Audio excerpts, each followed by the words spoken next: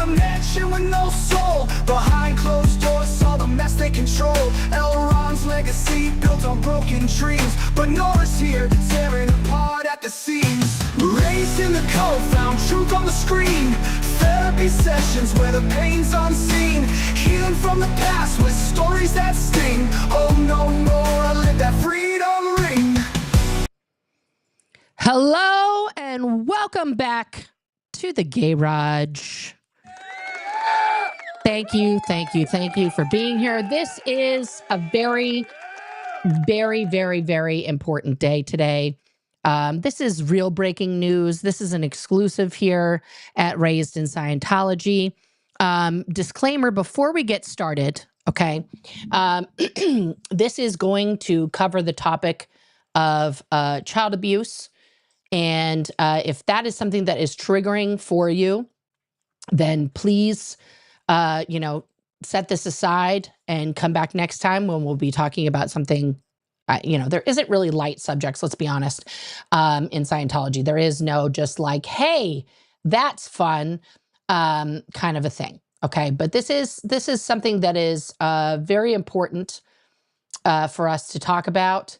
And, a lot of people out there who have been speaking out about Scientology for a long time or even a short time, are talking about what Serge Delmar has so eloquently coined, kids cannot consent, and the abuses that happened specifically to children who are born into Scientology, what they've gone through. Now, we've yet until this very moment to find a parent, a Scientology parent, that is willing to say, hey, I did something wrong publicly, but not just that.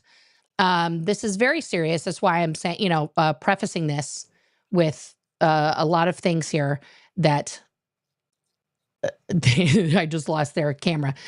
If it, that this is going to be a very candid talk with a Scientology parent about the raising of their children and how they feel about that now, and what their next step is to do in one of my tabs just expired for no reason. Yeah. So this is going to be a lot. And I want, and chat, just so you know, she can't see, she won't, because of the software that I have. Okay. Again, I'm just going to make this abundantly clear. Because of the software that I have, there is no way for her to see the chat as it's incoming. Okay. So don't expect her to respond to questions. I do want your questions and comments. We're going to save those for the end. We'll get to them. Also, just as a note, we are not putting this person on trial. Okay, this is not a public trial of anyone or anything like that. So I just want to make sure that we're all on the same page here in terms of what we're trying to accomplish from today's live with this person, and what is going to come out. Stephanie, no, she's not still currently a Scientologist. I'll answer that right now. But we're going to get her story as well as the impact of raising her children and what got her to this conclusion that she's at now. Okay. So I got to put you guys on pause here for 1 second. I got to make sure that her camera is working, and we'll be right back.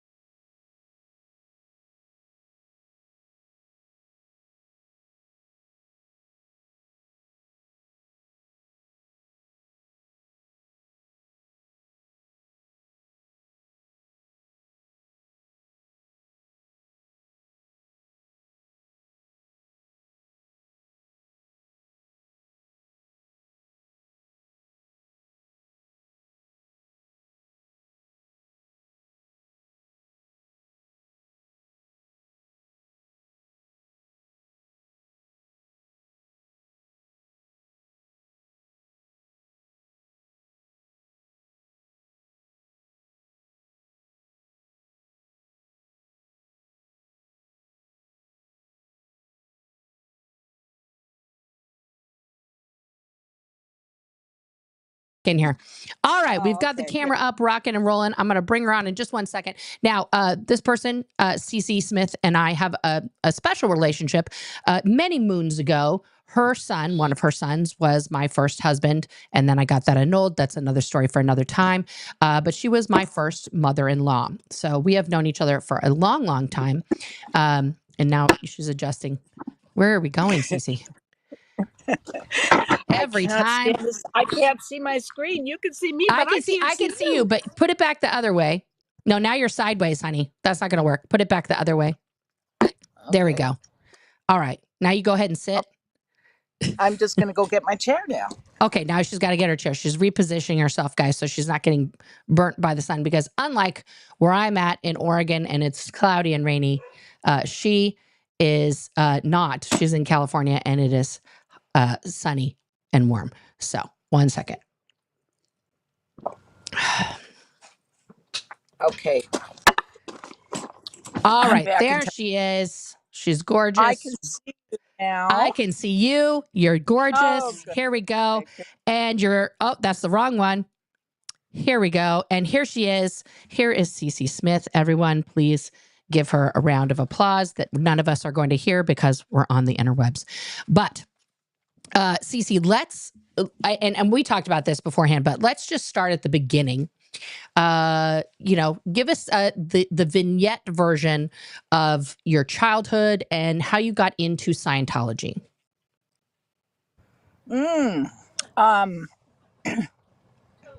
Well, I was raised in a very small town in Alaska, and I really didn't know much more than Mother Nature, fixing outboard engines and how to navigate the ocean and kill a deer and skin it up. And then I got into, my grandma introduced me to a heroin addict, nice of her.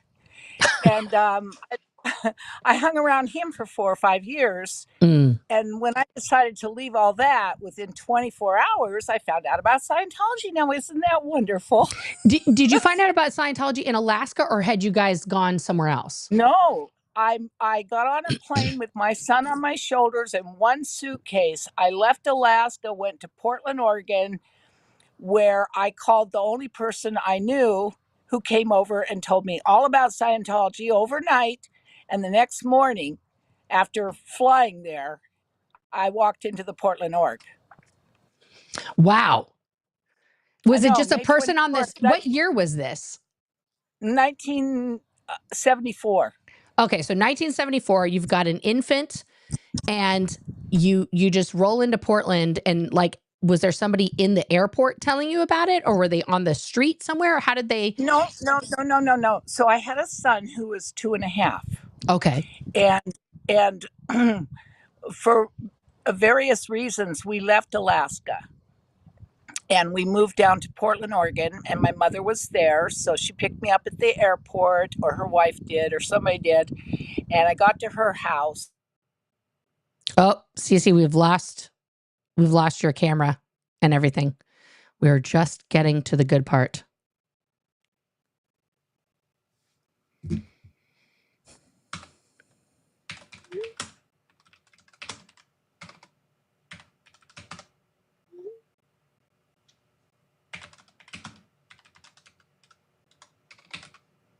One second.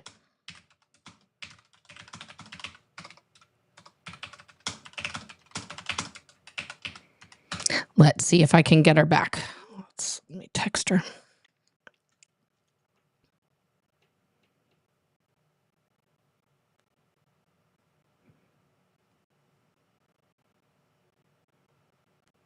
The page. Oh, there you are. Okay. Now can you hear me? I can hear you and see you. There we go. Jamie still wants a link. No, I know. I'm texting him. Tell him to stop. Jamie, stop bugging Cece. We're talking. I sent you the things. It's hard enough with just one person. Just let's all take a break. Nora, but remember, we all have those anxiety problems. I know. Get rid of. I know. Okay, so we'll all calm down now. And No, you're good. Fine. You're good. I'm telling Jamie to calm down. Jamie, just take a breath. I sent you the link. I have to figure out a whole other configuration. We're good. I had to answer a phone call. Oh, that's all right. My sweetheart's watching. He's watching in the living room on the TV, I guess. It's all good. It's all good. All right. So let's the last part where you were was I asked you if the person that you encountered that was a Scientologist, if they had met you in like the airport, or how did you encounter that person, the Scientologist? Oh yeah. So I arrive at my mother's, Mhm. and the only person I knew in Portland that I could call was, well, my ex-husband or his best friend. Mm. So I called his best friend who drove there. He was there in a half an hour. Of course. Yeah. What do FSMs do, right? Right. He's like, oh, somebody new. Boom. Oh, and she's in trouble. She's called me. I'm her only friend. Right. So anyway, the next morning, after listening to him blab and tell me all this verbal data Of about course. Scientology all night long, we walked into the org the next morning, and I started Wow. the comp. Yeah. That's Meant to amazing. be. Okay, so you started the comm course the next morning, and then how long were you in Portland? Where did your journey take you from there scientologically? Well, I think later that year in 74 or 75, Jane Kember managed to put on a world religion reunion in Anaheim, California. Mm-hmm. And there's a big article came out about it. And I don't know if it was Scientology's newspaper or if it was Oregonian. To me, it looked like the Oregonian. It looked real official. And I read that thing. And from then on, I wanted to join the Sea Org. So it was only a matter of years of convincing my then husband, because I got married to the guy that got me in, of course. Of course. To join the Sea Org with me. So we joined the Sea Org together in 77. Okay. And so you have one kid at this time, or now you have two? Now I have two. Now you have two. So the second kid was not born into the Sea organization like proper. You brought them in. No, he was as 2.5. As a baby. Right. Okay. He was 2.5. All right. I had been a Scientologist since he was born, but I wasn't in the Sea Org since he was born. Okay, so now you have like a 5-year-old, an infant, and you're joining the Sea Org, correct? Yeah. Well, Shane was born in 71, so by 77, yeah, he was 6. 6. And Jeremy was 2. One or 2? Just turned 2. Okay. And I had one son in the middle of that with which I had miscarried or stillborn. Okay. So in between I had boys. Yeah, so I had boys every 2 years, 71, 73, and 75. And then in 77, I joined the Sea Org with the 2 and my new husband. Okay. And where did you join the Sea Org at? AOLA. Okay, and that's the Advanced Organization Los Angeles. For those of you guys who watch, all the protesters down there, it's not the big blue building with the Scientology on the side. That's the birthing, but it's the one right across from there. So you joined there like right after they had bought those buildings. Well, before they had bought them and before they moved in. Right, because my mom was pregnant with me in 76, and she did her Lamaze class at AOLA when it was still Cedars of Sinai. And then I was born at the new Cedars complex in Beverly Hills because the church was in the process of purchasing the building. Exactly, right. What month were you born? May of 76. So they just bought the complex like a month after that. Wow. Yeah. Literally. Whoa. They were already constructing the new Cedars of Sinai, right? Which is in Beverly Hills. But they hadn't, finished it. So like the church buying it was like fantastic. Now we don't have to like put it on the market and we don't have to clean it up. They're just buying it as is, and we could do a whole stream another time about all the bodies and the things that were just left there. When did you find out that you had been born, your mother had done Lamaze classes when it was still Cedars? Oh, my mom told me that that's like one of her claim to fame is that she did that there because Sylvester Stallone was in the Lamaze class with his wife because his son and I were born a few days apart. Both, I think, at the new Cedars, but he was in the Lamaze class with my mom and dad. And my dad was like, it's the guy from the thing that you like. And my mom's like, I'm learning how to breathe. Like, focus. Wow, your mom probably thought that was a great omen that the church bought it. I don't know. She never, I mean, she was, I don't think she was that impressed, honestly. Cause I mean, if you were in it in the 70s inside, it's not like, it wasn't, it's still not posh by any standards. Let's be honest. It's just, it's a heap of terracotta bricks in Los Angeles. Yeah. Yeah. Well, there was a lot more room. Oh, yeah. Oh, for sure. For sure. Okay. So now you're at AOLA. And you guys are were you living in the main building at that time, or were you living down at the Anthony building already? Oh, no. This is 10 years from the Anthony building. Okay. More than that, 15. We moved to a place called Bonnie Bray downtown. Mm-hmm. It was like a house that I think we rented or owned. And then, funny enough, my husband, who had joined with me, I think after 1 week, he reported himself to HCO that he was routing out. Wow. So he left you in the Sea Org with 2 kids. Yes. And when you would be and what job was your first job there when you first joined the Sea Org? Putting together an address list pamphlet of all the orgs and missions around the world. Wow. Okay, that was a lot. And yeah, for somebody that never learned to read or spell, and I didn't know Spanish. Yeah. So your education level prior to coming into Scientology was very limited. Very limited. I passed only because the whole town was full of fishermen and hunters that the kids didn't get to go to school. Mm. We were busy October, November, December, sometimes January, April, fishing and hunting. Mm. Well, that's okay. I didn't want to learn anyway. I mean, none of it was interesting to me. The part that was interesting, I got. Yeah. No, for sure. Yeah. For sure. Yeah. And then how old were you when you had your first son? 17. Okay. So you were 17 when you gave birth to your first son. Okay. I just want to clarify all these things. So then, so now you're there, you've got 2 kids. Where are they while you're working? At that time, they were at the Fountain Building. Okay. Like I think the whole thing, I think all 4 floors was our children. And that building, for everybody's edification, is the one that you see now next to the parking lot, where there are elderly people going in and out, but they also rent it out as like a hotel. Right. It's blue. It's blue now. Yeah, they've painted it blue to match the other buildings, and it is now a hotel that people pay money to stay in while they are doing services, Scientological services at AOLA, ASHO, and LA Org. Okay, and who, like, when you put your kids in this place, who was watching them? Well,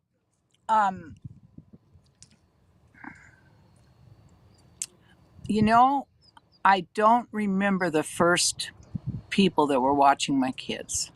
I know that my older son was watching my younger son. Shane was watching Jeremy? Yes. Okay.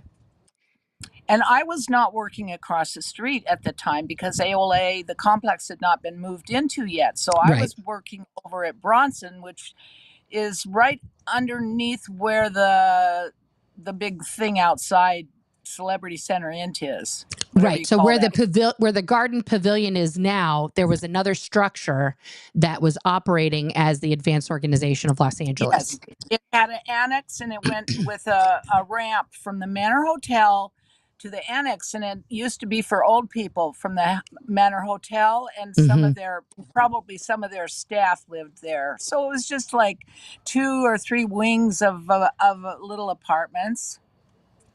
Yeah. Yeah. They tore that down and then put the waterfall in and put the garden pavilion in and did all this other stuff to make it very posh and blah, blah, blah, blah, blah. Also probably just to erase a lot of the history of the things that happened there, because that's very typical of Scientology. Yeah. Okay. And so then now you have 6 children in total. Correct. And so Yeah. the next child that comes along is who? Claire in Claire was 1981. next. Okay. July 81. Okay. And then So I had been in the Sea Org. By then, I had been in the Sea Org 4 years, mhm. and I had gotten remarried from the man who left me there, who is Mark Benedict. And Okay, a lot of right. people know him in Portland because he recruited. I remember him telling me that he had recruited 25 people for staff in Portland, not just public staff. So the guy is pretty popular. I don't know what he's doing now. I think he's carving wood and runs a trucking company. There you go. So I had gotten remarried because you know what it's like in the Sea Org, you know. Apparently the guy needed a green card. He's from Saskatchewan, Canada. Okay. So I remarried him and had Claire. Let's see, July 81, and her name was Claire because my girlfriend was Claire Reppin, Michael Reppin's mother. Oh, so you named Claire after I know who Michael Reppin is. So you named Claire after Claire Reppin. Yes. Wow. And she helped me figure out the middle name. Okay. She gave Claire her middle name. That's amazing. See, I try to tell people that Scientology is literally the smallest town on the planet. And it really is. Like you grew up in a very small town. I think Scientology, in terms of who knows who and who interacted with who, you know, is almost smaller than that, probably. Yeah. And Claire, she did perfect because for some reason I've never really liked French Canadian, but here I'd married one, not knowing what I was getting myself into, and so she was so sweet about it. Her middle name is Elan, E''Lan, and it means clear. No, it means spirit in French. It means spirit. And Claire means clear in French. That's amazing. So Claire ended up with the brilliant name of Claire Elan. Prefontaine. That's crazy. I'm rearranging us here a little bit, Cece, because I'm gonna bring Jamie on. If you can lean to your right a little bit. There you go. Now you're perfect. Over the other way. The other way. There you go. Boom.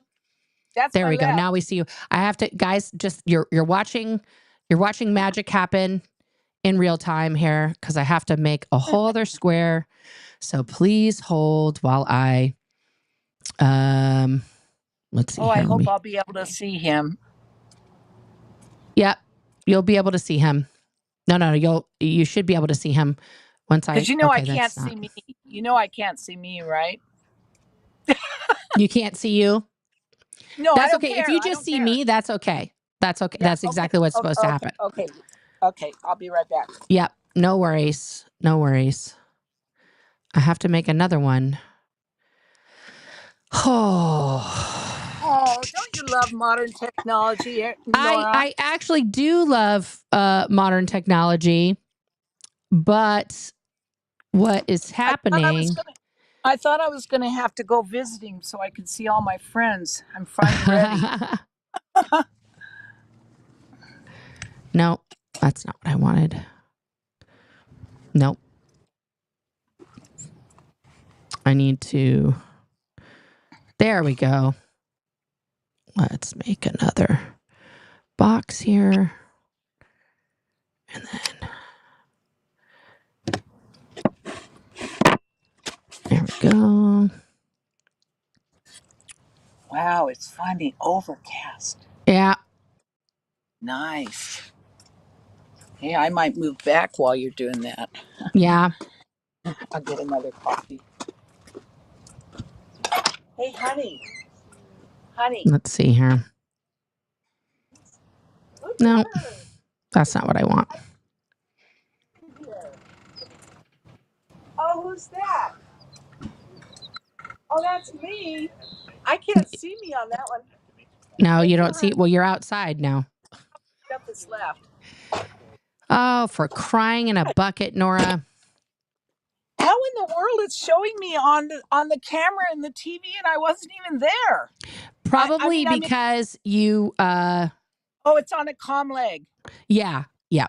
Okay. Yes. Thank you. There you go. Guys, Wow, for the non-Scientologists out there, comm lag is when there's a delay in the communication. Okay, so why can't I do this?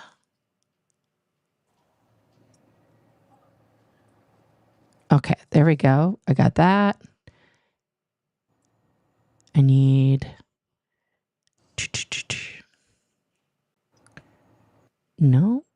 There we go. That's what I need. Aha! Look at that. I got him in there.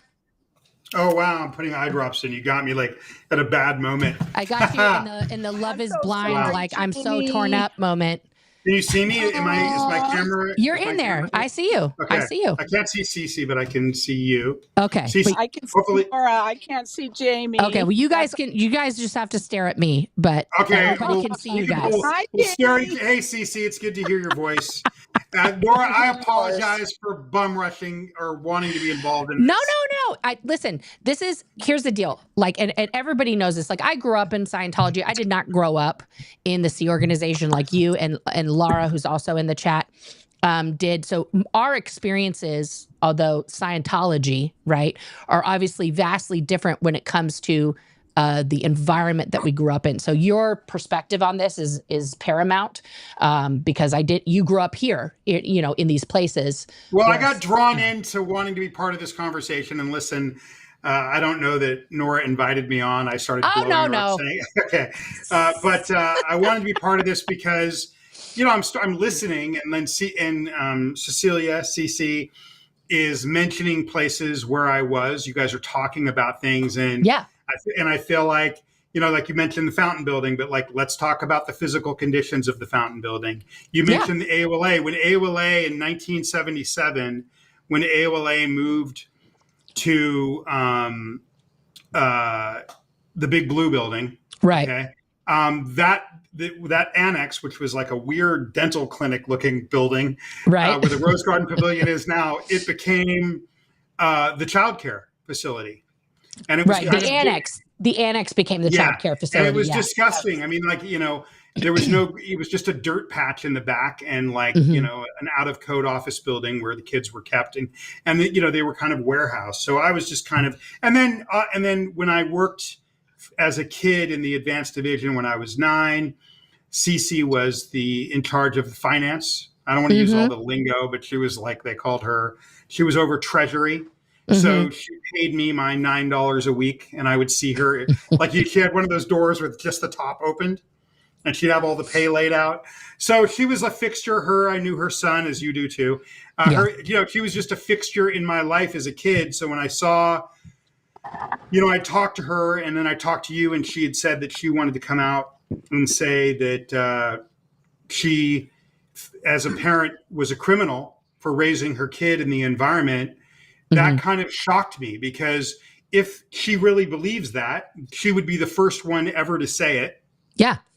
I've never seen a parent call themselves a criminal. What this thing has been, Nora, and then I'll, turn it back over and I can chime in. But what this thing has been is a bunch of baby boomers denying anything ever happened to us. And it's really, really frustrating. Yeah. Because, I have friends, how many friends I've lost to suicide or accidents. Yeah. And, and then from this environment, and then B, the parents want to act like we're the same as them. Yeah, we went through it. You went through it too. And it makes me want to jump out a window, because no, it's not the same as being born into this like weird mothership, being told that you can't have feelings. I mean, it was a very strange environment to be a baby in, and to be a toddler in. And so, Cece would be the first parent to come out and tell the truth. So when I saw you guys were talking about this, I started blowing you up, and I apologize. I love you. Now, I want to clarify something that Capricious Caroline asked. Jamie and I have never been romantically involved. We are not related. Jamie is not Cece's son. Jamie just knows. Again, let's not start rumors here. Okay. So first of all, Jamie and I know each other because he worked for my father, Con Sova, in a secular capacity. My dad was never in the Sea Organization. I met Jamie when I was a teenager. So we've known each other for about 30 years. We've known of each other. We've reconnected recently in the last few years and become good friends again. And Cece, like I said, I've known because I married her son, Jeremy. And then we got that annulled. That, like I said, that's a whole other story for another time that has nothing to do with this talk. But and Jamie was born into the Sea Organization to two totally other parents that were not Cece in any way, shape, or form. Cece just happened to be in charge of the money. And so when you go to get your paycheck in the Sea Organization, you have to go see the treasurer who hands you cash and an invoice showing you how much you got paid and how much was taken out in taxes. Usually the money was stapled to that little invoice and they hand it out to each person. Right? It's exact. If there's change involved, that was taped on the back of the invoice. So you get like, Jamie said he got $9. So maybe he got exactly $9 because it was just kid pay. But like when I got paid my $50 a week, it was $47.32 after taxes were taken out. So like that 32 cents will go in my pocket and just jingle around. Hey, Nora, can I make the pennies. Yeah. Can I make a comment and ask Liz, ask Cece a question? Or please ask. I'm going to be your Flavor Flav. I'm going to back you up. I'm not going to take over, but Liz just put a comment in because I made a comment about jumping out a window. Yeah. And she made a comment in the comments saying that's how her brother died. And it kind of struck me. I mean, that's an emotional, that's a gut punch to see in the comments. But, that's how I feel. I feel like the denial of what happened to the children is still going on. Mm-hmm. And when it continues to be denied by all these baby boomers who are trying to protect themselves, it makes us not want to exist because our story doesn't exist. Oh. And it's not just being, so I would like Cecilia to comment. Well, I have a couple questions. I would like Cecilia to comment on the living conditions of the fountain building. What did it look like? Was it nice? Was it a nice, sweet condo with a swimming pool? Like you just talked about the fountain building, like we lived there. What was it? And I mean, obviously, Cece, I have, great appreciation, respect, and affinity for you. You were nice to me when I was a child. But I'm curious, what was the fountain building, Cece? Yeah. First of all, Jamie, I think the difference is that first of all, we know many, many, many people have listened to Miriam. They've listened to Liz Gale. They've listened to Liz Ferris. They've listened to Laura Anderson, Megan Anderson. They've listened to Reese. They've listened to Sterling. They've listened to Jenna now. They've listened to all these people. So you would figure that some of the parents would be listening also. Mm-hmm. I mean, how can you be a parent to not respond to all this? It's just impossible to not respond. You're the first one. Now, people have been talking about it for years and no one... Jamie, I'm really, really, truly, truly sorry about that. I honestly did not realize that was such a problem until I started paying attention. So, I've gone over this with my daughter. My kids that don't want to speak to me, they can wait until they want to speak to me. You can't help but be sorry for what has happened when you realize what happened. It takes a while, but it takes a while. But where's the rest of the parents? I totally understand you. It makes you feel like nobody can hear you, like you're not there. Yeah, and that's absolutely how the parents treated their children, as if they were not even there. They were a PTP.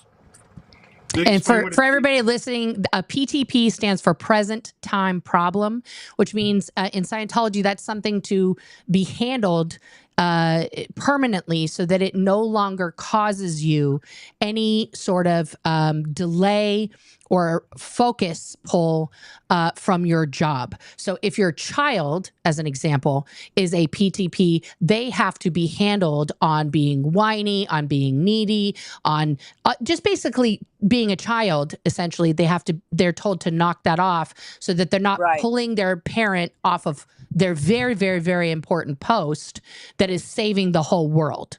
Okay.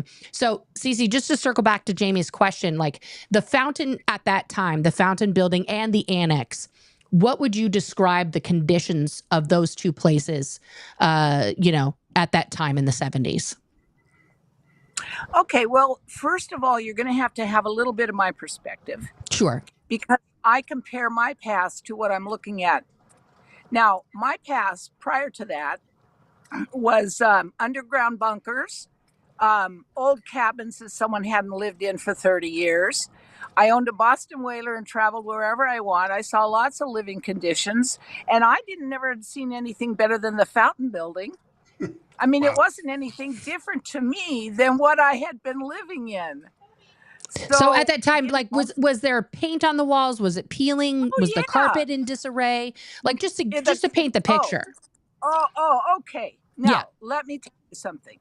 I only have one allergy. Well, two now, but I have this big allergy with dust.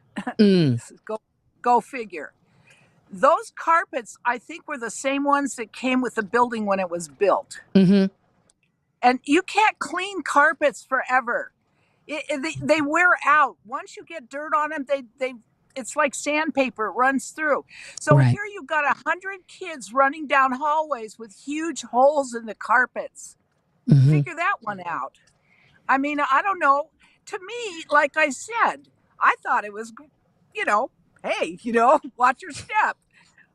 I didn't think about this, and the kids I saw, when they weren't smiling, I did something about it. But if they were smiling, they were smiling, I was a nanny there for 6 months, so I know very well what it was like, Jamie. Well, I would like to respond to that, and I think it's a good way to also comment on kind of what Liz said.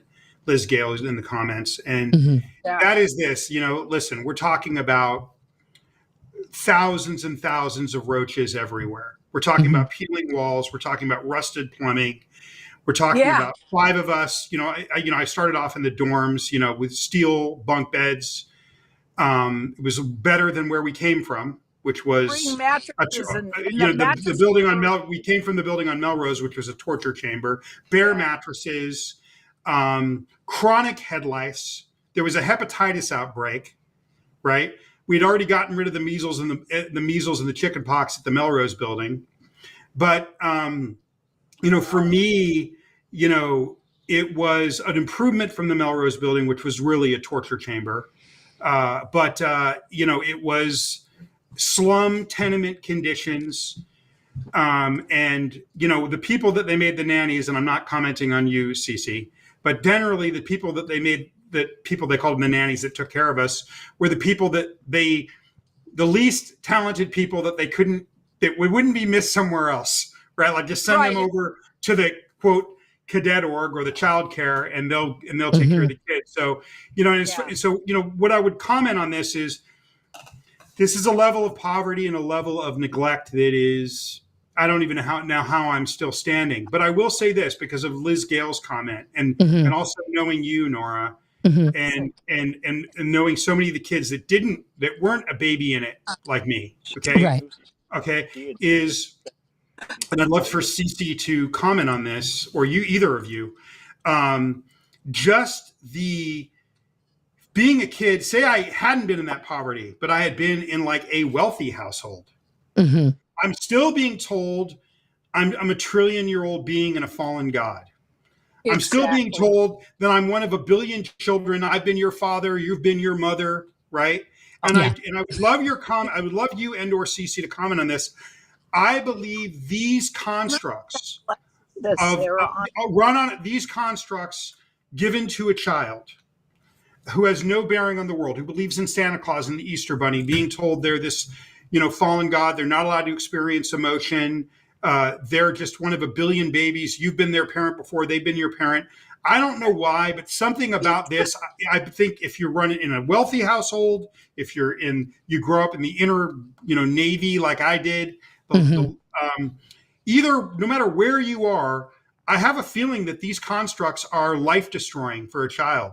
I don't know what it is. Like, there's no emotional life allowed. You are shut down. You are catatonic. You are numb. The poverty was horrible, but I don't know that Liz Gale or some of these other people, or Lara, had it better. I just think these constructs are mind destroying, and I don't know how sometimes I'm alive, especially when so many of my friends are not.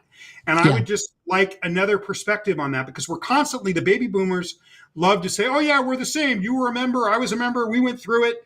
But there's something different about those constructs, about being a nothing from birth, whether you're in it or out of it, public. And I would love to hear your point of view and Cecilia's point of view on that. Go ahead, Cece.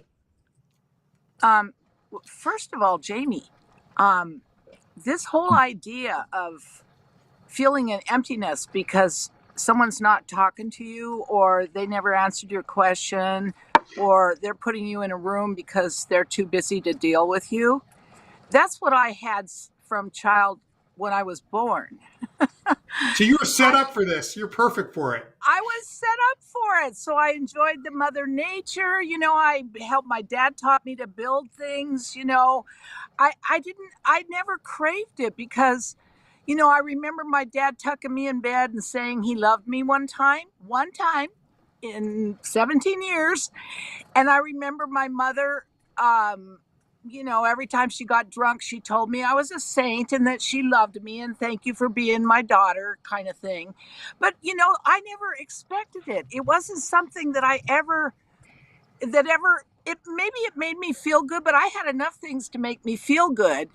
Because I was stealing my mom's cigarettes. I was drinking the booze where I babysat. I had all kinds of boyfriends to go partying with. I didn't need that kind of stuff to make me feel good. And so I didn't even know that a child could have that problem until I listened to Miriam. And even Laura. She came out and told me to her face, and I didn't even hear it. I hear you. Of a shock. And that's the problem with a lot of baby boomers. They grew up with these post-World War II parents that were already distant. So who cares if somebody's distant? But it's another layer of distance. Again, we're not talking about the fallen god, trillion-year-old baby. You're not allowed to be a child. I don't know that it makes that big of a difference whether you're public or wealthy. You're still being told you're a problem. I'm busy. I need to go up the ladder to my spiritual awakening. Get your shit together. You're 4 years old. You're a trillion-year-old fallen god. Just fucking remember and let's move on. Yeah. Okay? Like, that's what the kids in the wealthy homes were getting. So I'd love your opinion. Yeah. So, yeah. Go ahead, Cece. Nora. Yeah. Jamie? Yes. I left home when I was 17. Up until that time, nobody had told me that I wasn't a good girl. The only time it came to me was in my own head. Not my dad, not my mother, not anybody, even the people I had stolen from. Even people I had stolen from. And of course, my mom made me bring it back in the little brown bag and apologize. Even they never told me I was a bad girl. Even my teachers, where I got F's because I refused to study, they still didn't tell my mom and dad I was a bad girl. They didn't even put F's on the grades. But you said, sorry. No, I get that though, Cece. So this might be new for a lot of your parents. They might have to hear more of it. Go ahead, Jamie. Well, Cece said on the phone to me that she felt like raising her kids was a crime. If it was the same childhood as her, then what did you do wrong? Listen, parents from an upper middle. So what's the crime if it was just a continuation, Cece? It sounds like, what you grew up in a criminal environment. I just want to understand, Cece, is that you had. I know. So you had two kids when you joined the Sea Org, and then you had Claire in 81, and then you had your your Sarah in second daughter, 83, Sarah in 83, and then Sandy in 85. and Sandy in 85. So by 1985, you have birthed 6 children. One was Right. stillborn. Right. Okay. So you have 5 kids now that are varying ages by 1985. Your oldest, because he was born in 71, would still be a teen, Shane. 14. Yeah. Right. So he was 14. So at that point, you have raised these 5 children, but like your interaction with these kids, even when they were born, how much time would you say per day that you were with your kid or witnessed what conditions they were in? Well, with every one of the kids, I got 31 days off without question. Okay. I never spent a day on post during those 31 days. Nobody, Okay. They all knew from the earlier times not to bother with me. Okay. So, and then since I was breastfeeding, Mhm. For Sandy, she worked in Jack's office over at Asho, and I would go over there to breastfeed her. And then I think when Jack had to get sent out on tour, he worked in the FSM area with Jeff Averin Mhm. and Ruth Silverman and all those guys. And when he went out on tour, then they got a babysitter, which was 1234 North Edgemont or something like that. And I went over there to breastfeed her. So, I had, and then I always had from 5 to 7. And then I had, well, back then I had a day off every single week. So that's how much time. Okay, so you would spend that with your kids, with all 5 kids. Until 1989 when they canceled family time. Okay, so you were actually utilizing. See, and guys, Jamie's laughing because family time was basically like it would be on Sundays, and it would be a few hours of that. Or an hour a night. There was an hour a night. No, but the parents didn't always take it. It was from 5 o'clock. What? See, now, Jamie, your parents came for that 1 hour, but no, they didn't. They didn't. Yeah, there were times they didn't even bother. But there would be family like a time was from 5 p.m. on Sundays, and it was supposed. What day? What day was it? Like that. Can I comment on this? Go ahead. Okay, it was an hour a day, Monday through Friday, and then CSP time on Sunday mornings, like from 9 till noon. But that was really your time to do your laundry, so it wasn't that. Now, many parents didn't do that. But you have to think about how ridiculous what she just said is. Like, okay, you get an hour a day with your parents. Mm-hmm. Okay, that's your life. You're not getting an education, and you're being told all this crazy stuff by people about how you're okay. And then they canceled the hour a day. The hour a day, which many parents didn't.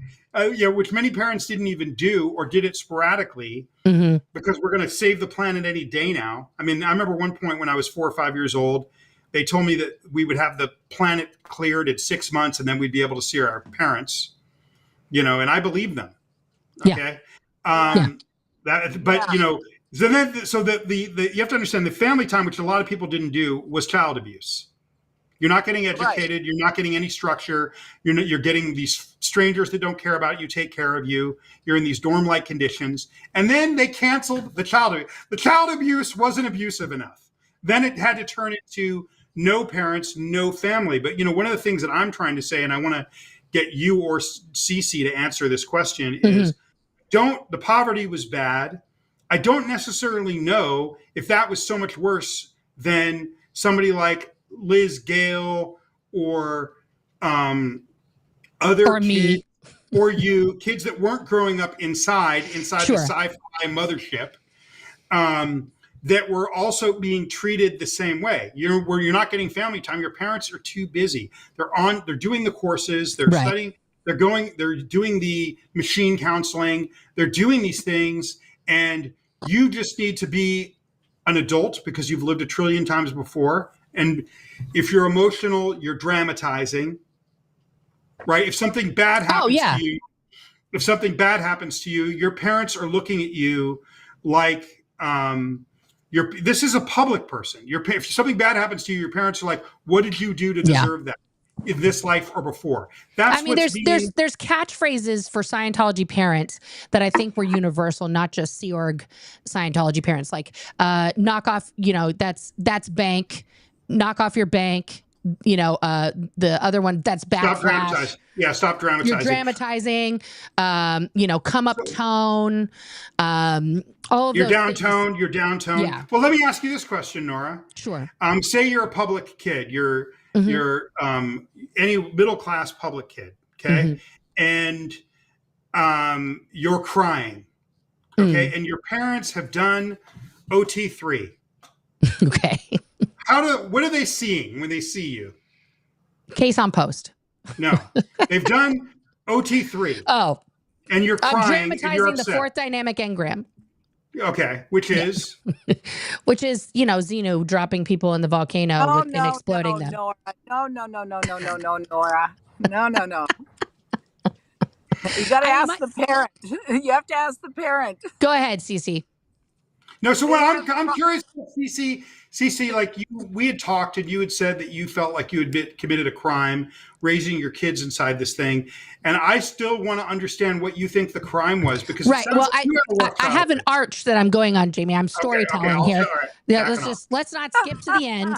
Let's just I'm getting there. We gotta tell the story. So part of what I want to understand, Cece, is you were one of the few parents then that was taking advantage of this quote unquote family time until it was canceled. But let's be honest. When your children were small, where did they spend? Oh, now she left. That's it. She blew. Hang on. Here. She's back. I'm joking. Scam Cece. call. Okay. Scam call. So, when your kids were not with you during that 1 hour a day, where were they? Did you think about that? No. So you've just asked a question I cannot answer. Let me explain. Okay. So I was with my children. I got off post at 4:45, and then I had a vehicle, or I rented a vehicle, and I drove over and got my children from the annex, because they were in the annex by then. And then I drove them to Ferndale to go fishing crawdads, or up to the observatory to go it was free back then, Yeah. Or I took them to the zoo or something. I brought them back at 7:00, which was after dinner time.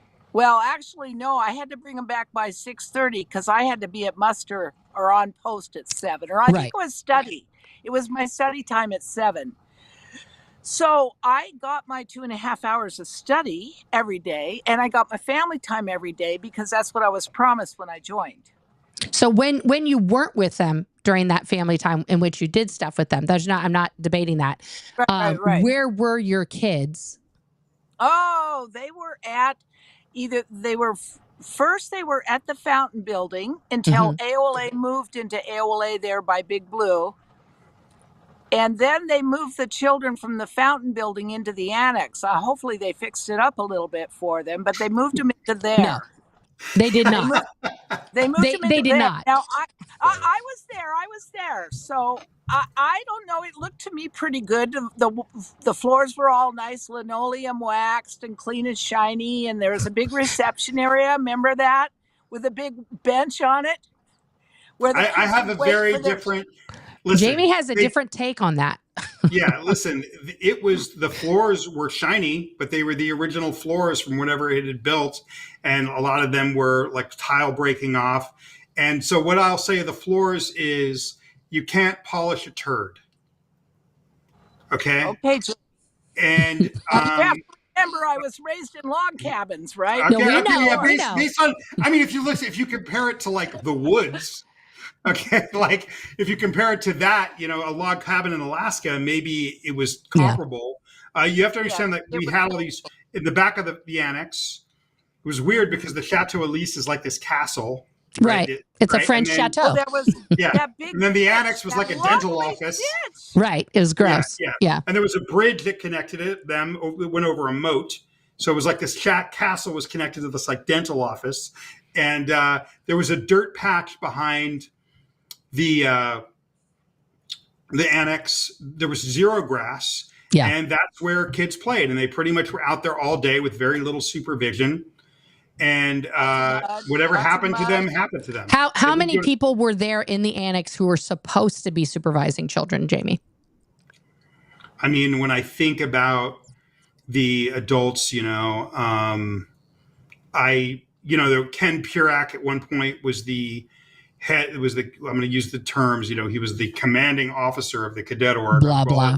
He was over the kids. There was, again, I get really inflamed about the terms, and people kind of sometimes are like, why are you making such a big deal?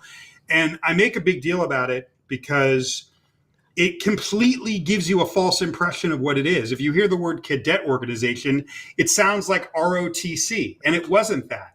It was a slum. Like times I saw Ken Purak, the CEO, the guy that ran the cadet org, in the dirt patch backpack where all the kids were. Zero. I didn't see him out there doing Liz anything. Ferris is in the chat. She says she remembers 2 people. Yeah, maybe, but I mean, like they wouldn't necessarily be outside all the time. Like you'd be out there. There was a fence on, and you'd be by yourself, and you would just be. It was a lot of it was languor. You were in the heat. It was, it was. Yeah. Jamie. Yeah. Go ahead, Cece. All the dumpsters where all the garbages got put from the kitchen were right there downwind from wherever all the children were playing in that gulch. And if the wind was coming from the west, I think it would be the west, right? Or maybe the southwest. It would come right past all that garbage until it got to the kids. So that's what they had to smell all the time. So I do remember that part, Jamie. There weren't, let's say, you could be out there for hours at a time, and you would not have a caretaker. Like it was fenced in. So the viewpoint was, well, they're fenced in, so they're fine. So they can't escape.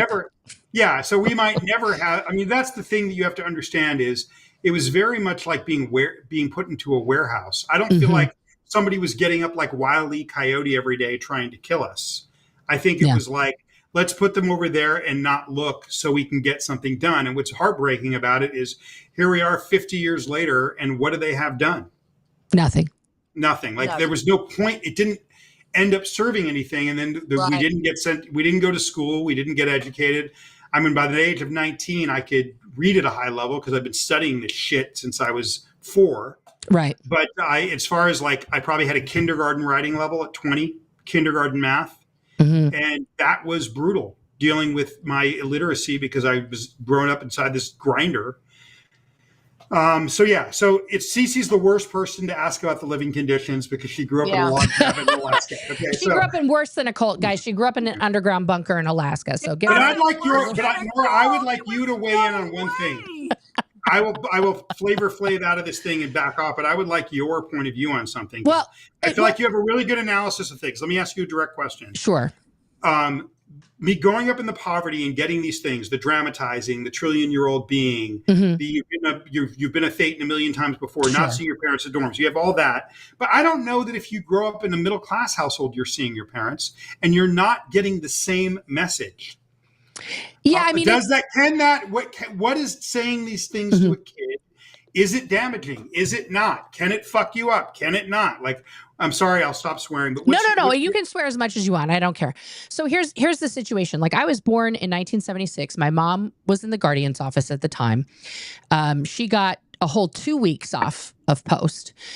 They were so impoverished at the time. They were living in like a 1-bedroom somewhere in Los Angeles, just like a total shithole. And they didn't even have diapers for me when I was born. There was no car seat. My mom held me in her arms on the way home from the hospital.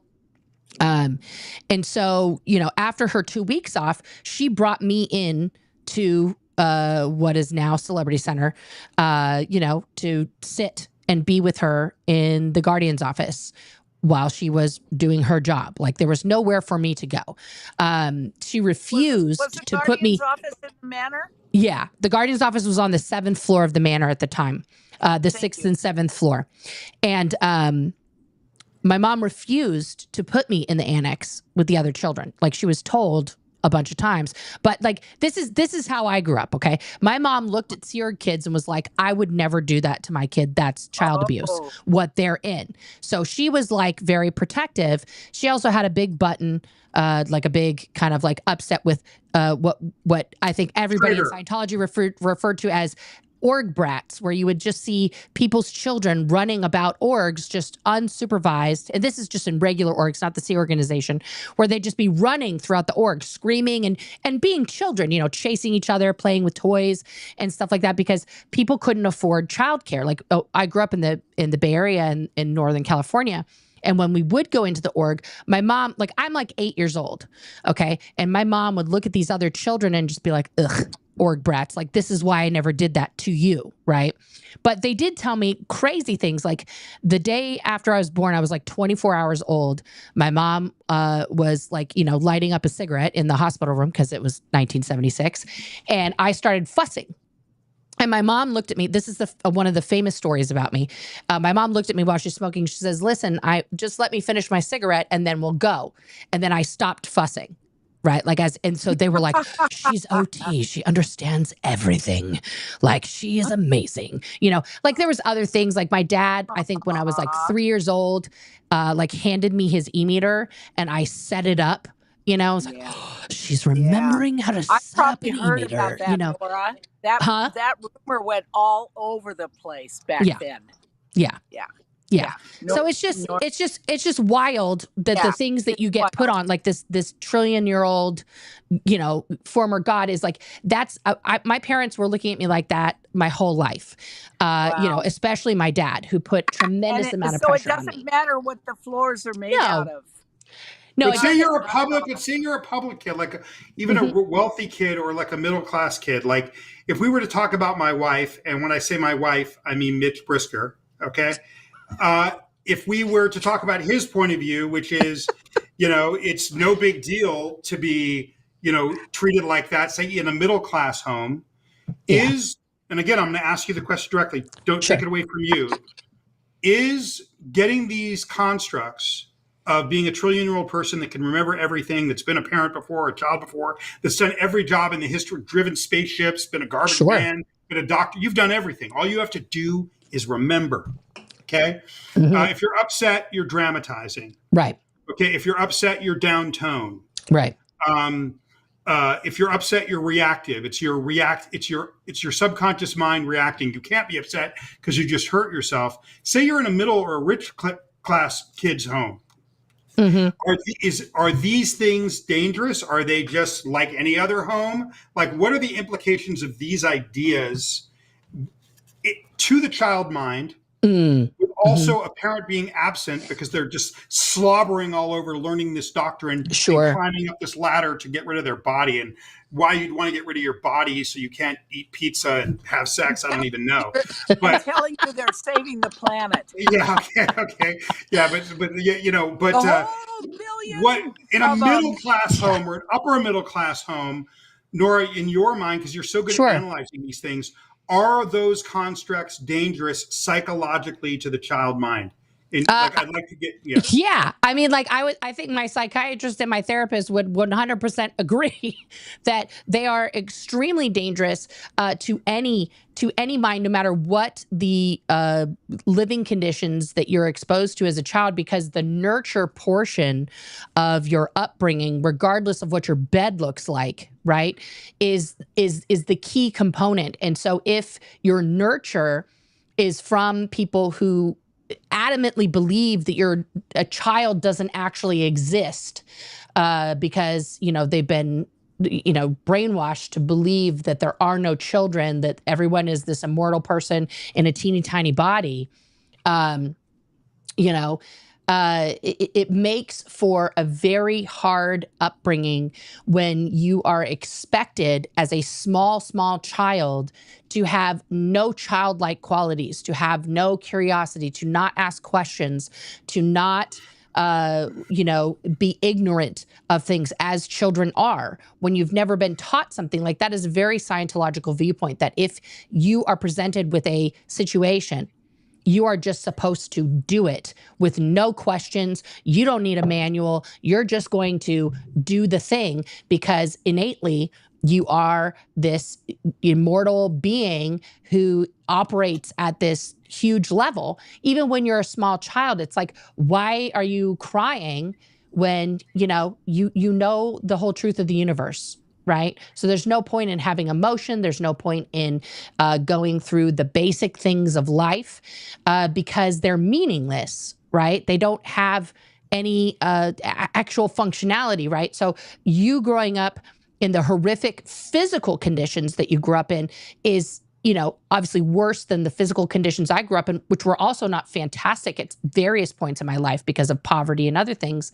But that same viewpoint of children and the nurture aspect and how much your parents showed you affection or not was really based on how deep they were in this belief or not, right? So like my mom fought against it a lot and tried in her ways to show us affection. But that conflicted a lot with the, you know, Scientological doctrine. So there was a lot of like, you know, confliction there. With my dad, he was, you know, not only was he in this group, but he was he was a Vietnam vet with severe PTSD and a lot of other horrific childhood trauma that he brought to the table. Thanks for that, Dad. And so that conflation of like two people, my parents, who both had tremendous childhood trauma, grew up in the 50s and 60s in the shadow of the Cold War. My dad is a war vet. And then the cherry on top, this ridiculous doctrine that brainwashes, you know, well-meaning adults who think they're saving the world into this belief that there is no such thing as a child, right? So when, like, I saw DOA today, you know, asking people, is there child auditing happening? That's not even a question that would register in a true blue, very deep believing Scientologist's mind because there are no children, right? There are no kids. Like I think that's the problem with your wife, Mitch, is that those people that he was working with that were surrounding him in his mind because of his deep belief in Scientology at that time, they were not children, right? They were teens. They were, you know, these upstats. They walked around, especially young people in the Sea Organization. They walk around like they are, you know, older than everybody else and more mature, and they have all this authority and swagger and stuff that they have not earned or understand even, you know. But Nora, go ahead, Cece. So Jamie wants to know what the crimes are. Yeah, well, I want to tell you. Yeah, go ahead. Wait. What you're talking about right now is a crime. Yes. It's a crime. And as much as L. Ron Hubbard wants to tell you that you don't invalidate anybody and you don't evaluate for them, what the fuck? I don't know how it could be worse. Yeah. So I just can't imagine. No, 100%. So let's talk about that for a minute. So you were in the Sea Organization until what year did you leave? 96, and I stayed at the Anthony building until 97 because I couldn't figure out how I hadn't saved enough on my $50 a week to get an apartment. Right? Like, yeah, that's going to get you somewhere. Okay. Right. So then in 1997, you went where? I paid first and last on an apartment right next to Kaiser at the Edgemont apartments there, just up the street from Kaiser on Edgemont.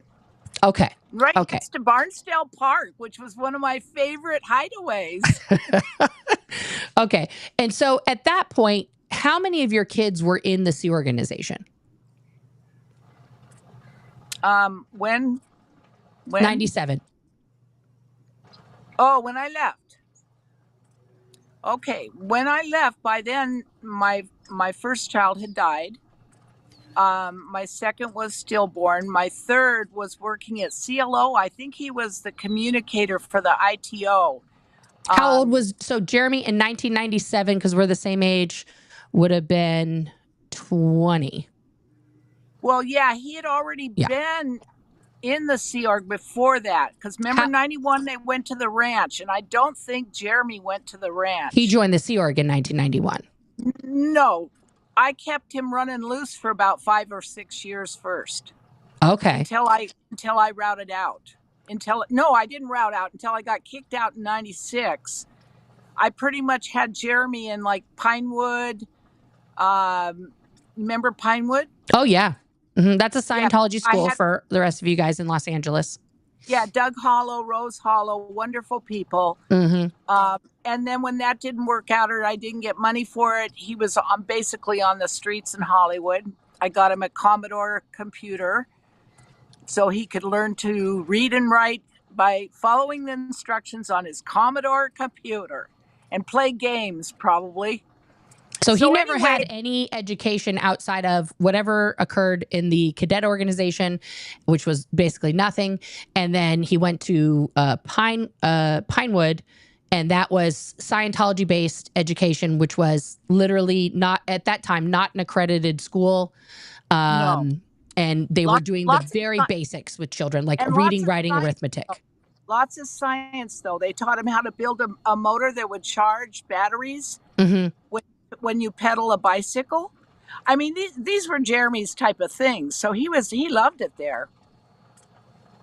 But anyway, then he joined the Sea Org basically because he didn't have anywhere to go, or what was the deal? probably.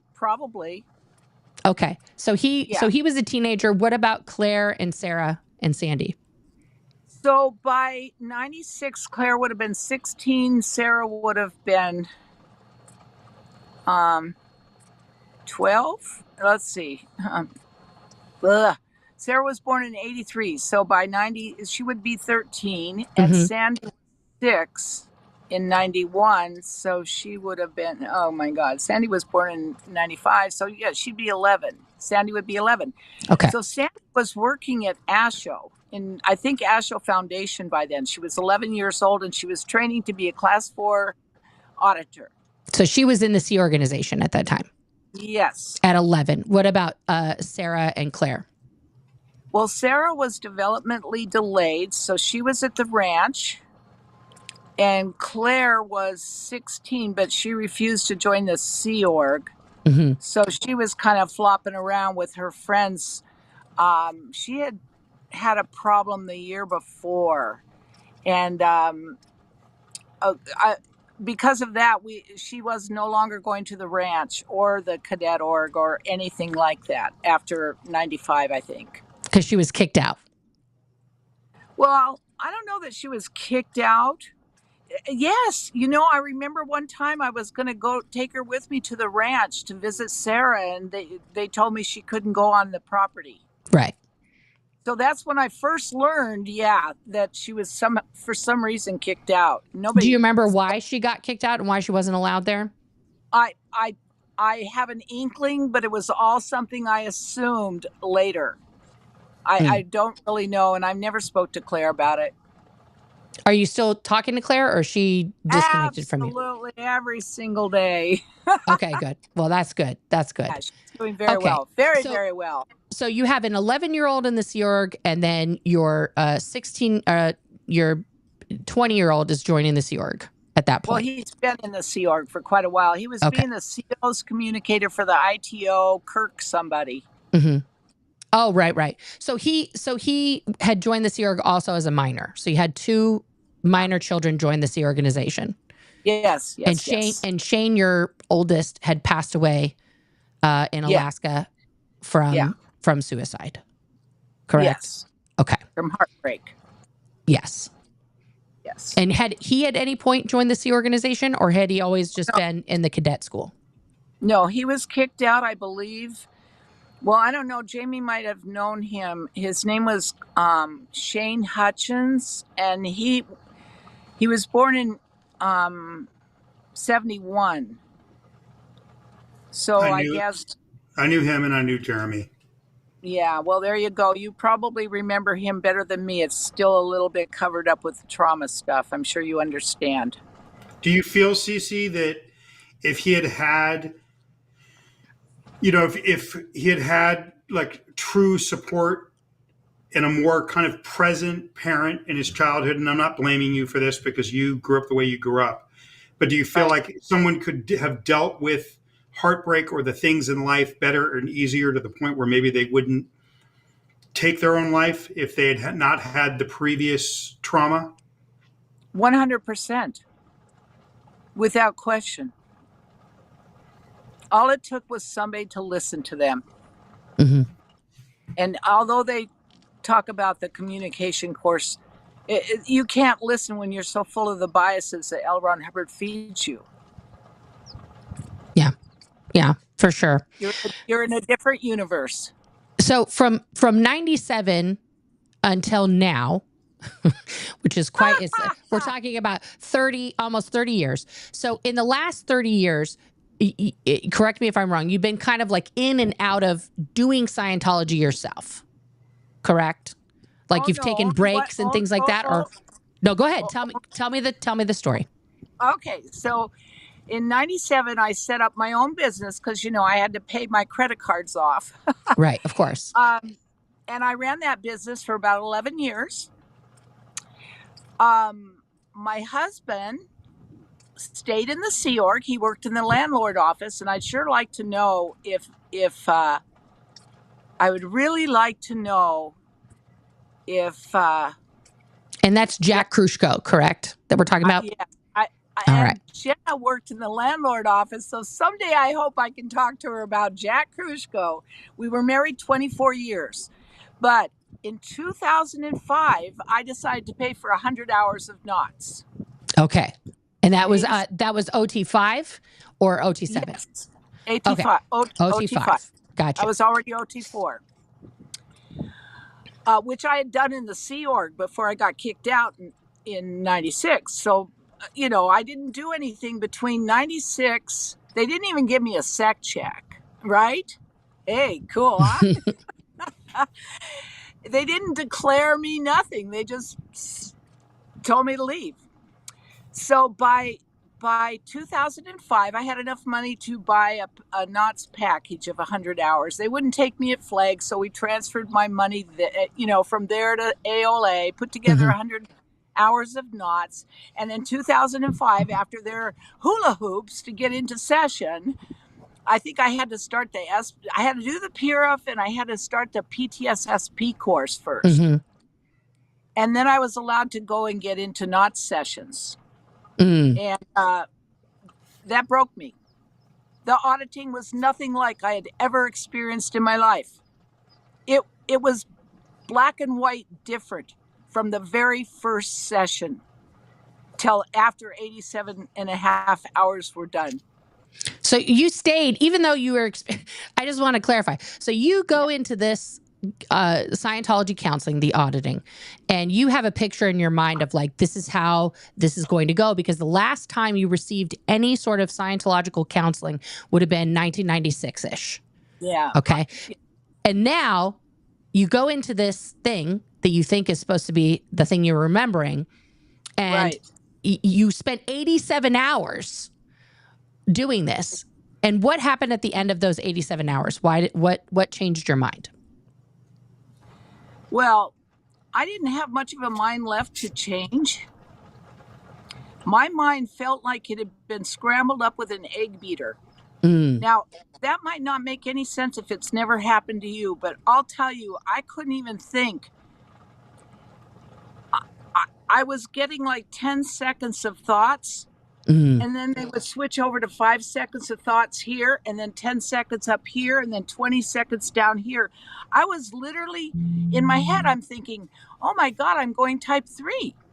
Right. So I got out the PAB 6, and I started doing all those steps, and I ended up deciding that I was buying myself a van that I could escape in, and I started getting ready to hit the road.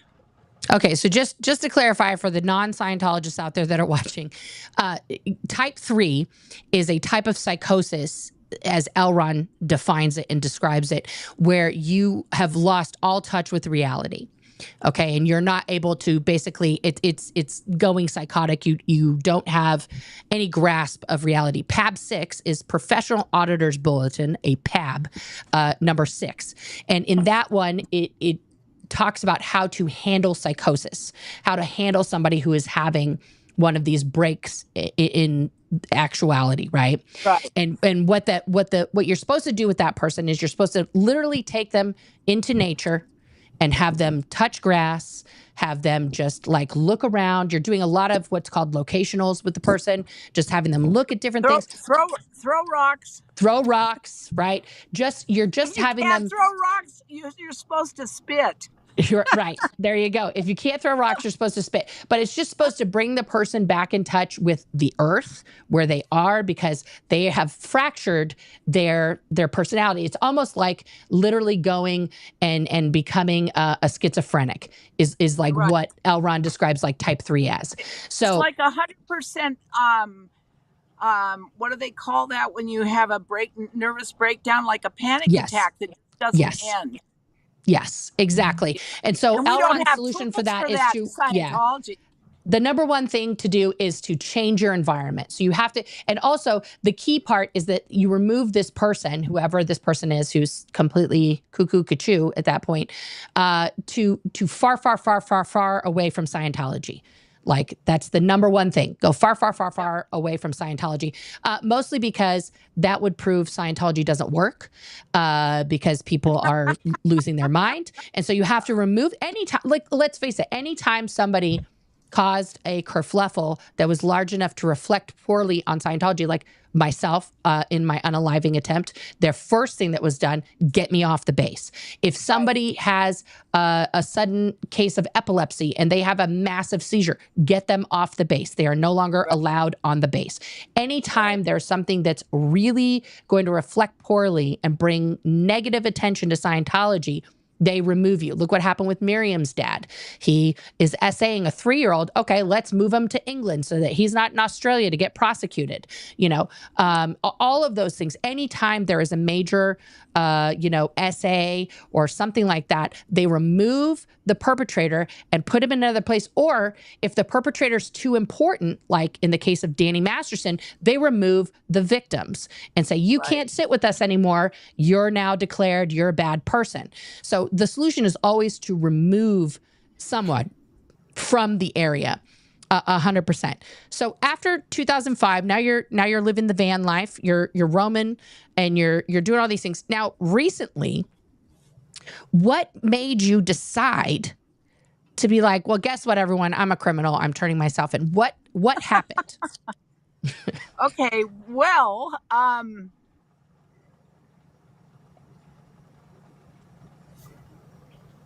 don't know. What were you watching? What were you consuming that was like, hey, I have to pay attention? And I mean, did you start watching, the Born-ins like content? What happened? No. Let's see. What do I got here? I started studying this. Okay, anatomy, actual science. There you go.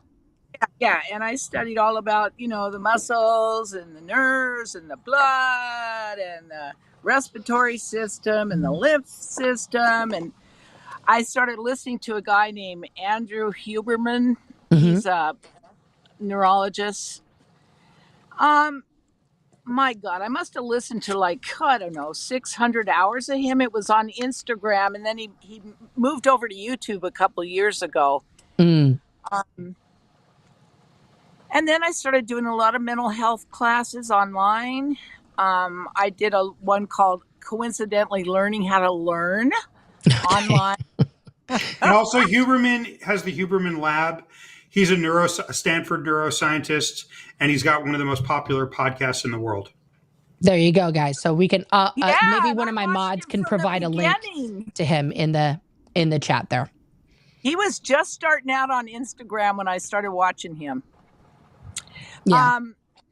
And then, there's, I don't know, everybody can do this on their phones. They can sign up to Coursera app. Mm-hmm.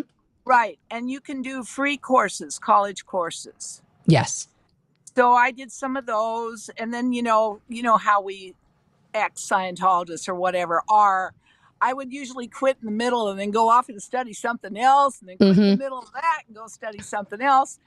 So anyway, but meanwhile, for the last couple years, I met Laura. I don't remember when, but maybe 3 years ago. I was looking for my daughter Sandy, and I ended up meeting Laura.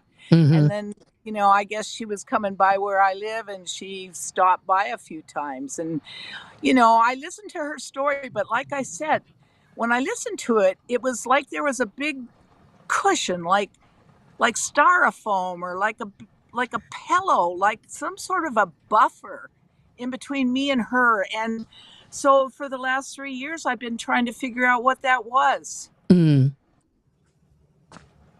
And so then, because of the therapy and everything else, when you did start hearing some of the kids' stories, like specifically Miriam and Laura's stories, what changed in your mind hearing that? After, like, let's face it, you did something very unscientological. You got therapy and you started studying actual science, which are two things that are kind of big no-nos in Scientology, because we're supposed to be it's in the doctrine throughout that medical personnel of all types, not just psychiatrists and psychologists, but medicos, as Ron would refer to them, are not very trustworthy. They are not people that are there to help, and surgery and other things only cause pain and degrade you as a being. They don't actually help you in any way, shape, or form. Yeah. So now, by the time I had gotten that bad auditing in 2005, I really wasn't trying to listen to too much of what would L. Ron Hubbard do kind of that's shit good. anymore. Yeah. There was something that Cece said that you, where you asked her a question, Nora, and she said, what was that moment where you started to see? And then she said that she was listening to Laura, and there was like a buffer. There was like a pillow between her and the communication, and she wanted to figure out what that was. Exactly. So I'm curious what she figured out. Like, how did you figure it out, and what did you figure out? Well, I don't know if I can put that into words right now, but I think it was mainly because I wanted to figure it out, and because my question was voiced in my mind, so that I knew exactly what the problem was that I wanted to solve, so that I could listen to Laura like the words were coming through me as if they were happening to her, and I would be able to absorb it. See, one of the things that happens in Scientology is you don't learn to listen. You learn to think nobody's listening to you. You get that, how long is it taking them to answer me? That kind of bullshit. But you don't learn to really listen to somebody else, maybe outside of auditing or something. And I really hadn't learned that. So that was what was causing the buffer, was me not being able to listen to Laura, even though she brought over her music to me. She sang to me, she's like it was like having an angel visit. You just have no idea. I loved her dearly from the minute I met her. But I couldn't hear her when she started talking to me about the story, about her childhood and what had happened with her mother and what had happened with her father. I went like there was a pillow between us. Like I don't know how to describe it. When were you able to put yourself in her shoes and like see it from her perspective? What changed? Probably only a few months later. Probably because I learned to listen, and it's a gradual thing. It's something you have to train your mind to do. You have to purposely train your mind to quit trying to do 5 things at once, quit worrying about what's happening tomorrow, quit worrying about what happened in the past, and you have to just be there. Now, Scientology will tell you you need to do all kinds of drills and OT levels to do that, but that's a bunch of bullshit. Yeah. So what then shifted in your mind after this buffer was removed? Like what was now your perspective? Now I could hear everything, Nora. I could hear Miriam. I've heard Serge. I could hear Laura. I could hear Liz Ferris. I could listen to Liz Gale's story. I haven't even been able to watch all the aftermath yet. I still need to go and watch all those stories. When Miriam's came on, I left the room and never came back. It was too much for me. Right. Mother Nature just has a way, if it's going to trigger in a whole lot of stuff, maybe you should just back off a little bit. And that's what I've had to do. And it's taken me a long time. And I'm sorry it took that long, but I'm very healthy. I got a lot of years left in me, and it's time. And I don't know what else to say. So when you say it's time, what is it time for? What are you doing now that no other Scientology parent has done? What is it you're up to right now? Well, I don't know. I haven't studied all of the history of Scientology, but all I know is someone needs to start listening to these children, and they need to take it very seriously. I myself, like I told Jamie, I mean, I'm not too worried about the floors. And I think I had one time seen a cockroach before I saw the ones in the fountain building, and there was cockroaches in the fountain building. Yeah. I mean, if you turned on a light, they scattered, and that includes the mattresses on the floor. Yes. It was my mind is not blank on all that, okay? And I do remember all the outbreaks of what are those hair things? Lice. Yeah. Oh God. But anyway, I forgot where I was. So what are you doing now, Cece? Where are we? Like I told everybody, you're taking accountability. What does that look like to you to take accountability for these things that you now realize that you were a participant in? Well, I'm going to walk myself down to the police station downtown because I don't trust the Hollywood division, and turn in my police report with attachments. And who's the police report on, Cece? It's on myself. Okay, so just for the audience edification, Cece has gone through, and I have some of the legal code up, but she's gone through the California penal codes and found the ones that are applicable to the child abuse that she participated in as a Scientology parent. And she is taking the time now to write a police report on herself based on the things that she personally participated in regards to her children. Is that correct, Cece? Right. Okay. And Nora, before you get into Jamie. like all the crime stuff, can I just ask Cece one quick question? Of course. That I have a point of view on, but I would like to know from her generation, for someone that's done these upper levels. Cecilia, do you feel, and again, I have a lot of, I knew Cecilia when I was a young child. She was the mom of kids that I grew up with. Cecilia, do you feel that any of the things that you, and I don't want to lead you, it's a straight question, that any of the things that you did in terms of the training routines, the auditing, other things that you learned in the doctrine were things that helped create that pillow to where you couldn't hear Laura or not? Like, do you think that was induced, or would you have been that way without the Hubbardology? It's hard to say because I was never really in touch with the real world before I got into Scientology. I probably hadn't been since I was a little girl. But I never noticed the difference because it must have happened really young. And I learned to live around it,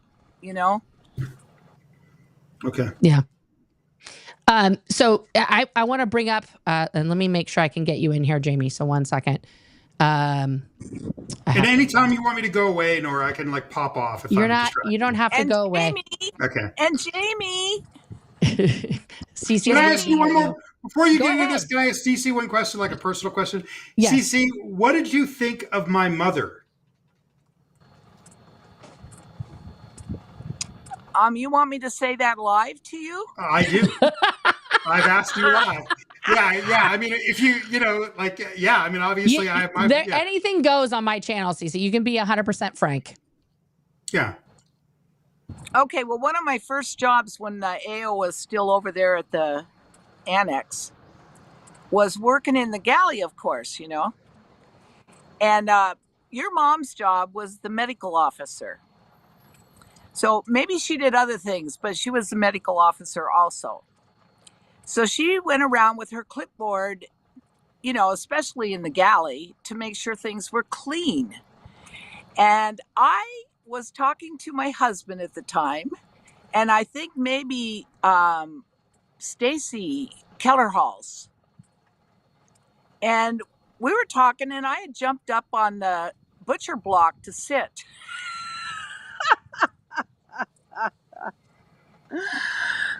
I guess you don't sit down your bottom on the butcher block or on the cutting board. No. That's when I met Jamie's mother. And what about when she was? Yeah. Go ahead, Jamie. What about when she was like a counselor, an auditor or the senior case supervisor at when you were the Treasury Secretary at AOLA? I mean, what did you make of her? Just overall, the arc of it. Like, what do you think of my mother? I mean, you won't hurt my feelings, or you won't. Maybe you will. Who knows? But it doesn't matter. I'm just curious, like, what an adult thought of her that was in that environment was around her for decades. Or, what was your take of her over time? Well, first of all, I don't remember ever seeing her smile, except her and I both used to run around the block. I mean, for medical reasons, she ran around the block, the Big Blue, maybe 5 or 6 times every day. And I remember going by her and smiling at that time, but she was all business. We were together she went on a leave for a couple years, I guess maybe to Eugene or something. She came back. Her and Randall went back on the payroll, and I never asked her what she had done. I know that she was diabetic because I saw the medical receipts, because I was in charge of giving them the $400 a week for the medical float. So when they caught you, So when she caught you on the medical block, on the butcher block, I'm sure she was really kind and nice about it, right? No. What happened? I don't know. She was like a police officer telling you to get off there and you should have known better and don't do it again. And she wrote my name down on a clipboard. Okay. Yeah. So you had to describe her in one word. What word would you use? Like a beautiful pinup Barbie doll, but she had dark skin but they had them like that. Those cut out, those paper ones you could cut out and put clothes on. She was like the dark one. She had her very, very nice hairdo. So what was her personality like? Yes, they didn't have Black Barbie in the 80s. That's a new thing. Yeah. There wasn't a personality, really. I mean, it was more like she just told me to get off the block and I should have known better and wrote my name down on a clipboard. Was she nice? I think Jamie's alluding to, was she a nice person or was she a not nice person? Neither one. She was in the middle. She was in the middle. Yeah, I mean, I think what Cece's describing is just there's no person. She's just going down a clip, doing whatever behavior allows her to survive in the environment. Yeah. It could have been. Let me put you in this thing here. I need a new camera overlay, and I need to put Jamie in there. Boom, there's Jamie. Now we're all tiny on the share screen here. I'm going to put you in the middle, Jamie. All right. So this, what I have up on the screen right now, Cece, this is the overview definition of child endangerment in California. Okay, it's Penal Code Section 273A. The definition of that, it is illegal to cause or permit a child to suffer unjustifiable pain or mental suffering, or to place a child in a situation that endangers their health. Is that a good summary of what you're going to be writing about or you have written about in your police report? That's part of it, yeah. Yep. Okay. And then the other part that I had pulled up here,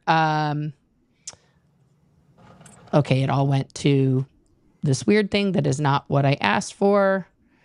Let me go back here because my tabs expired and then the government agency decided to be like, we're going to show you this other thing.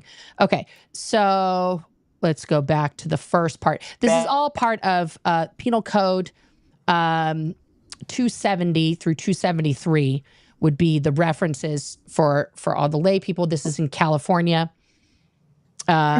which has many, many parts. There's abandonment and neglect of children. 270 has many parts here. So let's go back to the beginning. Okay. So the abandonment and neglect of children has 270 through 273.75. So there's about 20 plus different things that can be associated with these penal codes, right? The first part is if a parent of a minor child willfully omits without lawful excuse to furnish necessary clothing, food, shelter, or medical attendance or other remedial care for his or her child, he or she is guilty of a misdemeanor punishable by a fine not exceeding $2,000 or by imprisonment in the county jail not exceeding 1 year. So those aspects there, not furnishing the necessary clothes, food, shelter, medical attendance, or other remedial care. Is that something that you're writing about? Right. Okay. Now, if you guys want to go through all the penal codes, Cece is utilizing the penal codes in writing up her report on herself to take full accountability. Now, let's say, Cece, you go into your local police there where you are, and you have written up, there we go. You've written up all these crimes and the who, what, when, where. This is where our Scientology training comes in handy. We do a full knowledge report on ourselves, but in this case, it's a legal report where you're going to include the specifics of how you violated those statutes. What are you prepared to do as a result of writing these police reports on yourself and going physically to the police station? Be handcuffed and put in jail. So you have no inclination to get a lawyer to fight these charges in court or anything like that. You're ready to turn your that's the question that I think people want to know. So why do you feel it's necessary at this time to turn yourself into authorities and possibly face jail time? I honestly cannot think of another right thing to do, Nora. I've tossed it around many different ways. If I could have by now, I would have.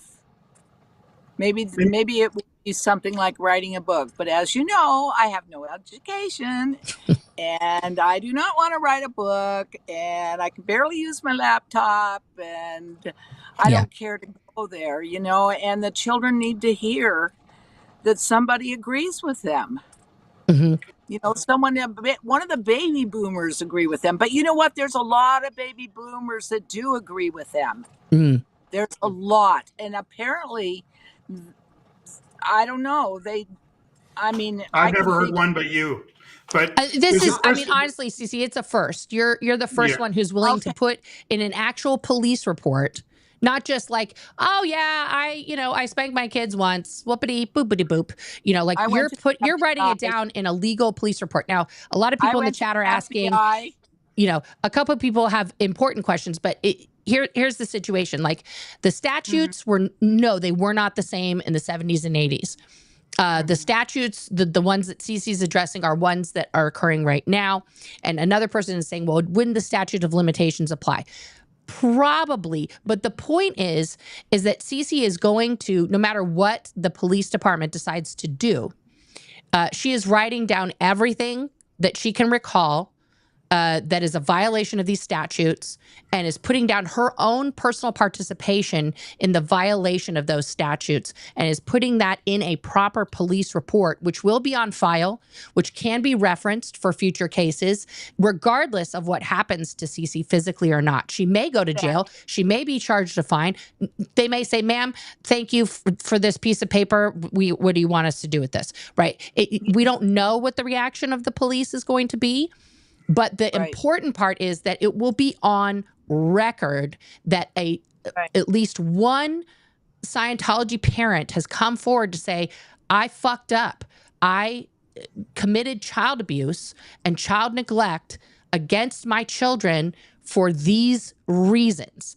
And so that may help cases that would be actual right now with what we've seen with kids going in and things like that. Go ahead, Jamie. Listen, there's issues of statute of limitations. There's issues of statutes at the time, like the human trafficking laws that would have protected me probably didn't exist till the early 2000s. Sure. But I guess my question so there's the religious and then there's the religious protection issue. It seems like in America, as long as you call yourself a religion, you can destroy children. And that's included in the California statutes, by the way, that if your religion prevented you from doing the normal parenting, then you can fight that in court. But that's not what Cece's trying to do. She's not hiring a lawyer to get her out of these charges. She's literally like, this is child abuse. I did this. Here's my name and address, and I'm walking into the station to turn myself in. I guess what I'm trying to understand, what I would like to hear from Cece, and I'm not trying to challenge her because I applaud her courage. And I can tell you, just listening to it for the first time, because, in a lot of ways, I feel like I've been begging for it, which doesn't feel very, I don't know, doesn't help my esteem to have to have someone to beg for people to say that my child abuse wasn't okay. And again, there's lots of people that get child abused. I don't want to take away from them. This was systemized. Mm-hmm. It was methodical. Mm-hmm. It was institutional. And it's not that we're different or more special than anyone else that went through something. It's just the complete and utter denial by the people that were there that are now out. Right. So I guess the question that I would like to ask Cecilia is, what does she feel that she's done where she thinks she belongs in jail? Like, she doesn't feel like she just deserves a slap on the wrist. She thinks that she deserves to be in jail. What did she do that she thinks she deserves jail time? Okay, Jamie. Mm-hmm. First of all, my name is Cece. Yeah. Okay. I'm sorry. The only time I'm Cecilia is in a police report or when I'm in trouble. I'm not in trouble yet. Okay. Thank you. I will make public via Nora, my community page, whatever, the entire police report. It's all up to anyone's imagination right now, and that's good because there's many parents that were involved in this. Mm-hmm. I would say there's at least 3,000 or 4,000 parents and 1,000 children. I estimate more than that. And that's just Los Angeles, guys. That's not all of Scientology. That's just in the Los Angeles area. And I'm talking about children sent from Los Angeles to Denmark. Yes. South Africa, Australia. Mm-hmm. Yeah, I think that universally, Cece, the conditions your children were exposed to are the same in the UK. They're the same in Australia. They're the same in EU. They're the same in Florida. They're the same in New York. Exactly. And even on the ship, when there were children on the ship with L. Ron in attendance, But Cece, can you give us a specific example of something that you've done where you feel like and again, I'm not trying to get you to... Do I have to get out my neck handkerchief? I would like to know something that you think you've done that all the other parents did where you believe you should be in jail. Because I'm not even at the point. I'm not even looking for parents to go to jail. I would just like the people that were in it, that were adults at the time, that are out of it, because we're now adults, this generation ahead of us, to admit something happened to us. I'd be happy that was maybe different or more special than what happened to them, where they had some choice in the matter. I'd be happy with that. But you're saying you need to go to jail. And so I'm just trying to wrap my head around what you think you need to go to jail for. I mean, it's a sincere question. Yeah, I know you're wanting specifics, but let me tell you something. 2 of my children, one of them killed themselves, and the other one just finished dying of terminal cancer that nobody caught until it was in 8 different places of her body. So those are just 2 things that have happened. But let me give you an idea. I think it boils down to not listening, and I'll tell you why. I knew a lady one time that her girl was also developmentally delayed like my daughter that just died. Her name was, I think, Louise Hamry. She was like the MA at AOLA for a long time. She had a daughter, I think, named Katie. And one day that daughter started telling her that she had a penny in her nose. And it was years but one day I got a text message from Louise that she took her daughter finally to a doctor who pulled out the penny out of her nose that had been there for 4 years. Her daughter had been telling her there was a penny in her nose. And Louise, because of that buffer that I'm talking about, could not hear her daughter. Mm-hmm. It's just, it's horrible, Jamie. I have a question for you and a question I'd like Nora to answer the same Mm-hmm. question. Based on what you just said, Cece, here we are as adults, and you have the baby boomers who are now ahead of us, and they're looking back at us and saying, hey, there's no more kids in there. You're adults now. Get over it. Okay. And my question for you is, do you think now that we're all adults, that the fact that these parents still won't listen to us, this is a first, what you're doing. Maybe what Spanky said on Going Clear was an admission. But Mm-hmm. what you're doing really is a first. Do you feel that these older generations still kind of not quite listening, belittling us, saying we're the same as them? Do you think that could affect our mental health, our sanity now? Absolutely. How? 100%. 100%. How? It's like, what have you ever heard the stories of what it's like when they put one of these prisoners of war in isolation, even for just 10 days?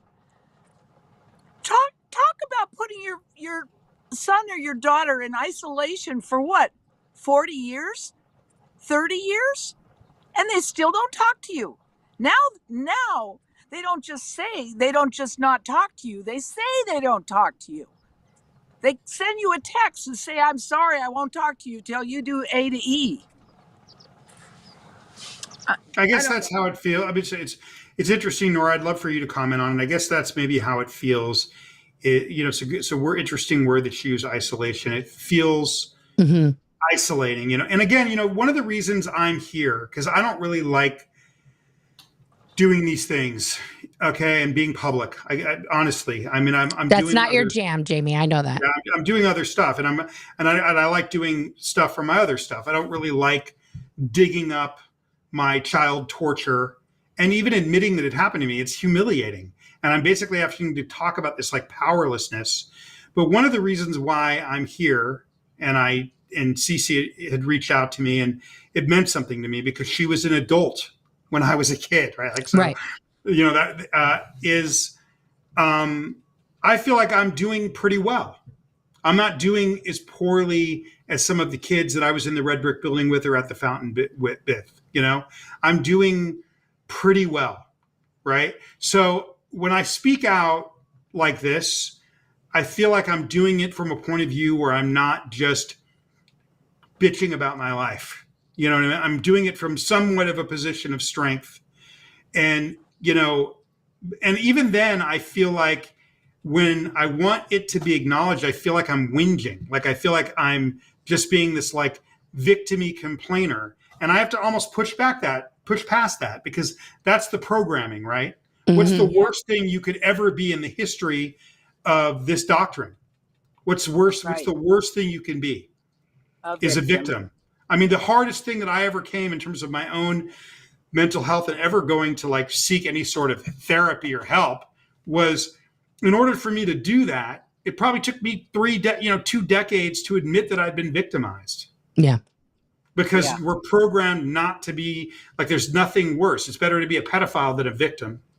Yeah. I mean, it's hard for people to listen. The people listening do not believe that, maybe, but it's actually true. In the hollows of the inner core of this thing, it's better to be Miriam's father than a victim. You're less. You're more of a person. You're more of a person.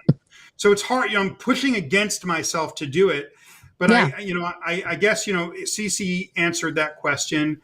I'd like your take, Nora. Sure. On like why is it that these baby boomers, these people that went through this, that are out now and against it, them not acknowledging what this is, seeing what this is, listening to us about this, what this was, talking about their culpability, because you talked about the org brats, they just walked right by us, clamoring for their auditing, slobbering over their corpses, while we were wandering around in like tatters, with slime across the street. Why is it that them not seeing it and just trying to lessen it is just absolutely, I feel like a vice every time I have one of those conversations with one of these people, and there's been dozens and dozens, it's like someone's tightening a vice on my head.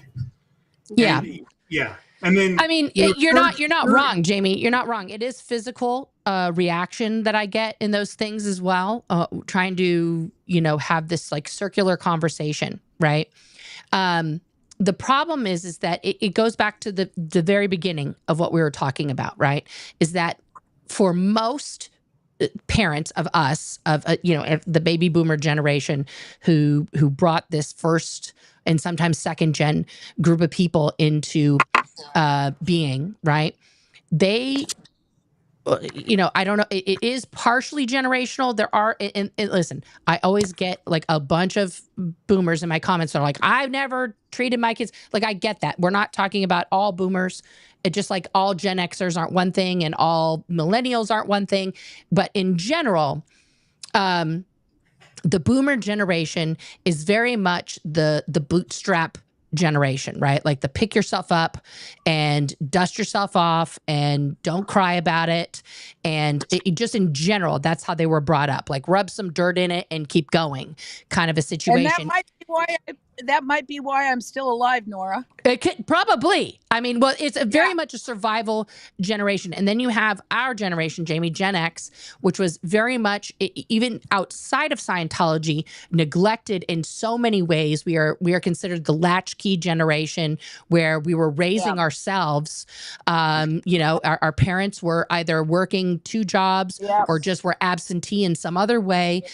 We were very much taking care of ourselves from a very, very young age. And even the Scientology that Cece, my mom, your mom, Liz's mom, everybody's mom was experiencing during the late 60s, early 70s, that time period was completely different as Cece experienced when she took that break in 96 and came back in 2005 to get auditing.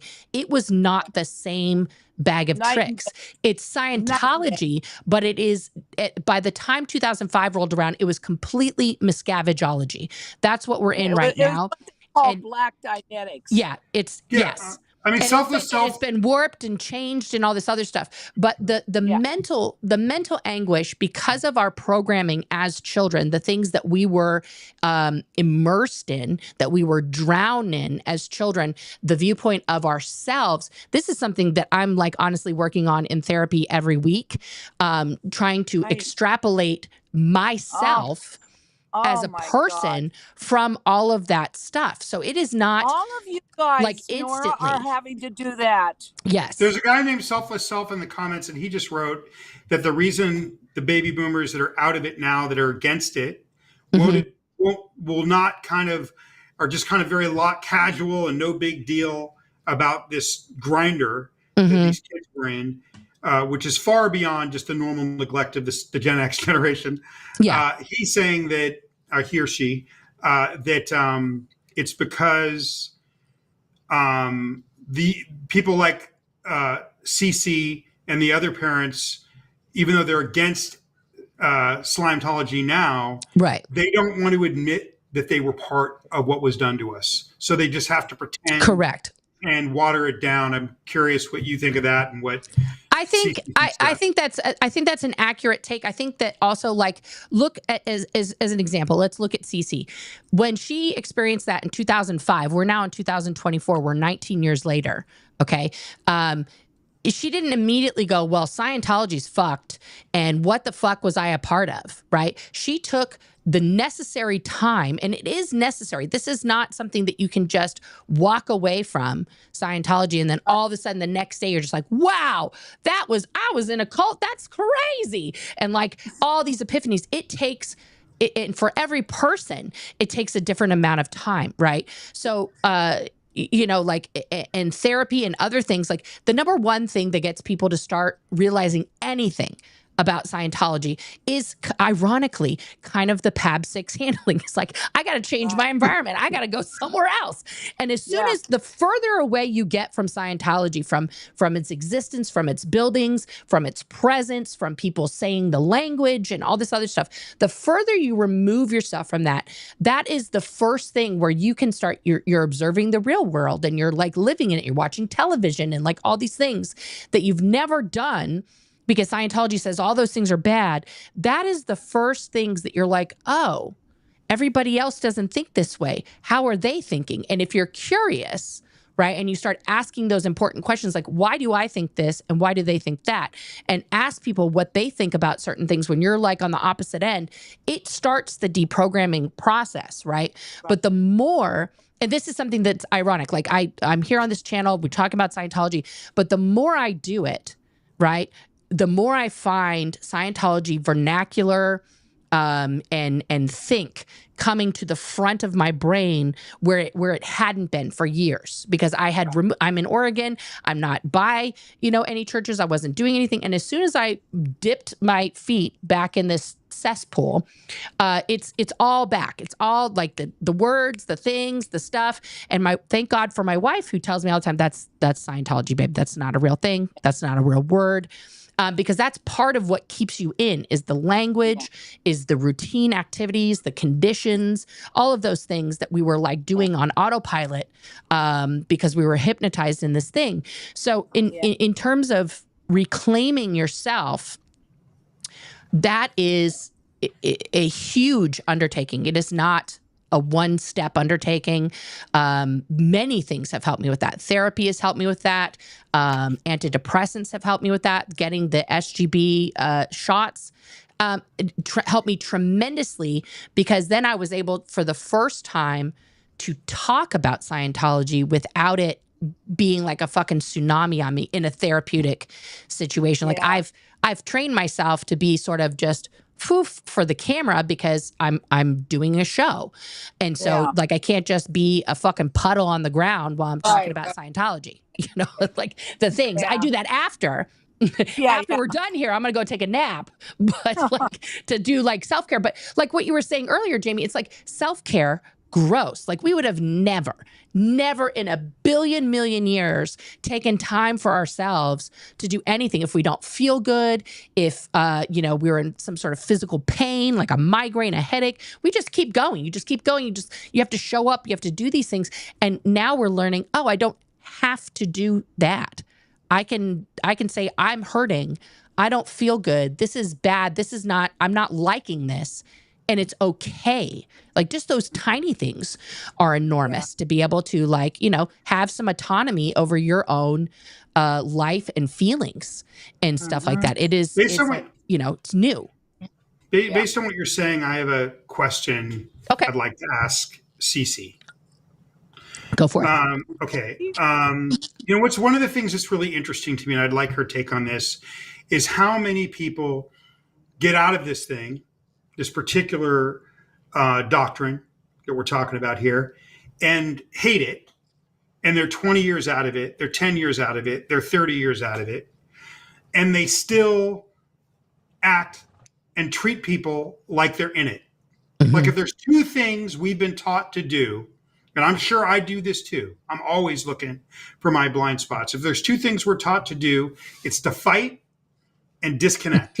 We know how to never talk to somebody again, and we know how to do battle with each other. And we're very comfortable doing battle because conflict to get the product is okay, right? And then you have, people like when I see somebody like a Chris Shelton, and I'm going to call him out only because of what he said about Miriam, calling her a POS because she was not grateful. And this is all leading into a question that's a specific example for a question for Cece, okay? Mm-hmm. Is you have this guy, he calls her that, and the big beef with this guy is that she's a POS because the aftermath helped her, okay? And so I don't see it that way as a second gen. I see it as, I don't even call me, as a person who was born in to the mothership, to the meat grinder, to the machine. This is all leading to a question for CC. The way I see it is all these people with these incredible stories went on the show, and Leah and Mike did an excellent job with the producers to explain something that hadn't been quite explained in such a mainstream way before. But they were, and then they won an Emmy and did well, which they, Right. I want them to make all the money in the world for doing what they did. And I want Yes. them to be praised for what they did. But it is not them that helped the people. It sure was helpful and cathartic, but they also lent their stories to these people for free. That's how I see it. So Oh, yeah. I talked to the cop that was there that day. He does not have the point of view that Mike Rinder has, that his memory of that, even though I'm very grateful to Mike Rinder for doing that show and the Tampa Bay Times. And I'm not trying to call these people out. You know, I'm saying that Miriam needs to determine whether she was helped by someone. You don't help someone and then go, you're going to be obedient to me for the rest of your life because I helped you, unless you're who? The Church of Scientology. Correct. Okay? Right. So when you see the aftermath having the vibe, like, we let you on the show, we helped you, shut the fuck up. We helped you. Right. You, Sina, got treated very differently than Miriam after that. She got attacked. Miriam didn't. So I'm sure it was harder for her. Yeah. Right. Like, I've talked to my various friends that went on that show. It wasn't necessarily, I guess what I'm asking is the way Chris Shelton was talking, like Miriam should be grateful for the help. When I don't see it that way at all, that to me sounds like the Church of Scientology. Even if she did feel like she was helped, it's up to me to determine if I feel like I was helped. Right. Other than that, it's just me going on a TV show. Okay. You didn't I don't think that it was helping Miriam to go on a TV show. I mean, she could speak for herself and then say this incredibly humiliating, horrible thing that happened to her. Mm-hmm. Oh, thank you for helping me to let the world know that I was degraded and demeaned this way. Oh, thank you so much for my help. Only a Scientologist would think that was help. Yeah. So the question that I'm asking Cece is, and until the people, these people that did great work, Mike and Leah, realized that they were helped by these people in their stories and not vice versa. Right. It's a Scientology organization until they had that realization. Okay. And it's the irony and the cross pollination of it is crazy because it helped me so much. And then these statements are wacky. Okay. Because it's up to me to determine if I was helped, or Miriam. You don't get to help me and then go, I helped you, now do what I say. Or I helped you, now be grateful and lick up what I give you and have my point of view because I helped you. It's not like that. I do not necessarily think it was helpful. They should always charge for their services at the beginning, not I never thought it was afterwards. I mean, I've never asked Miriam this. I don't know that it was helpful for her to go on that show. I don't. Okay. But I will ask you this, Cece, with all that context, is what is it about this particular doctrine, this particular set of constructs from this Hubbard that is different than any other high control group that 30, 40 years later, the people that have full-time shows where they say they're exposing it are basically exemplifying it? Why do we continue to fight and battle? And I'll kill you, Nora. Okay. Okay. I'm never talking to you again, Nora. Right. Why is it that 30 years later, what is it about this particular thing, CC, that even though we say we're out of it, 30 years later, we're still doing it? We're still doing what they taught us to do. Like, what is it about this thing that gets in your skin and in your bones like that? Well, first of all, I was never ashamed of being a Scientologist. It was more of a thing where I was going to have to get smarter than L. Ron Hubbard if I was going to get myself out of it. So that's why I educated myself. And at the point where I became like, I felt like I was smarter than L. Ron Hubbard, I had a hell of a mess to clean up on my hands. Mm. So, that's been the last 6 years. Why does the doctrine stick to us? Why do we manifest? Why do we keep acting like we did way we were trained to be when they're in there. 30 years later, where we say we're against it, yet we all do the behaviors on each other. I mean, anyone will admit that the history of the anti-SCN movement is people disconnecting and fighting each other. Let Cece speak for a second here. Go ahead, Cece. Okay. Jamie, it's not black and white. Now, don't forget. Okay, there you go. Another part of my training. Everything's black and white. There's gradients to this whole thing. And for me, it was like trying to figure out what that big balloon was, or that, I mean, Liz Gale, maybe she remembers the day I met her. That's possible. Yeah. Well, she was quite aware of it, and I was quite aware of it, and it stayed with me for probably 3 days afterwards. That's how thick the buffer was between Liz Gale and I. And it's sad, and you know, and I'm trying to fix that because I knew Laura 2 years earlier than that.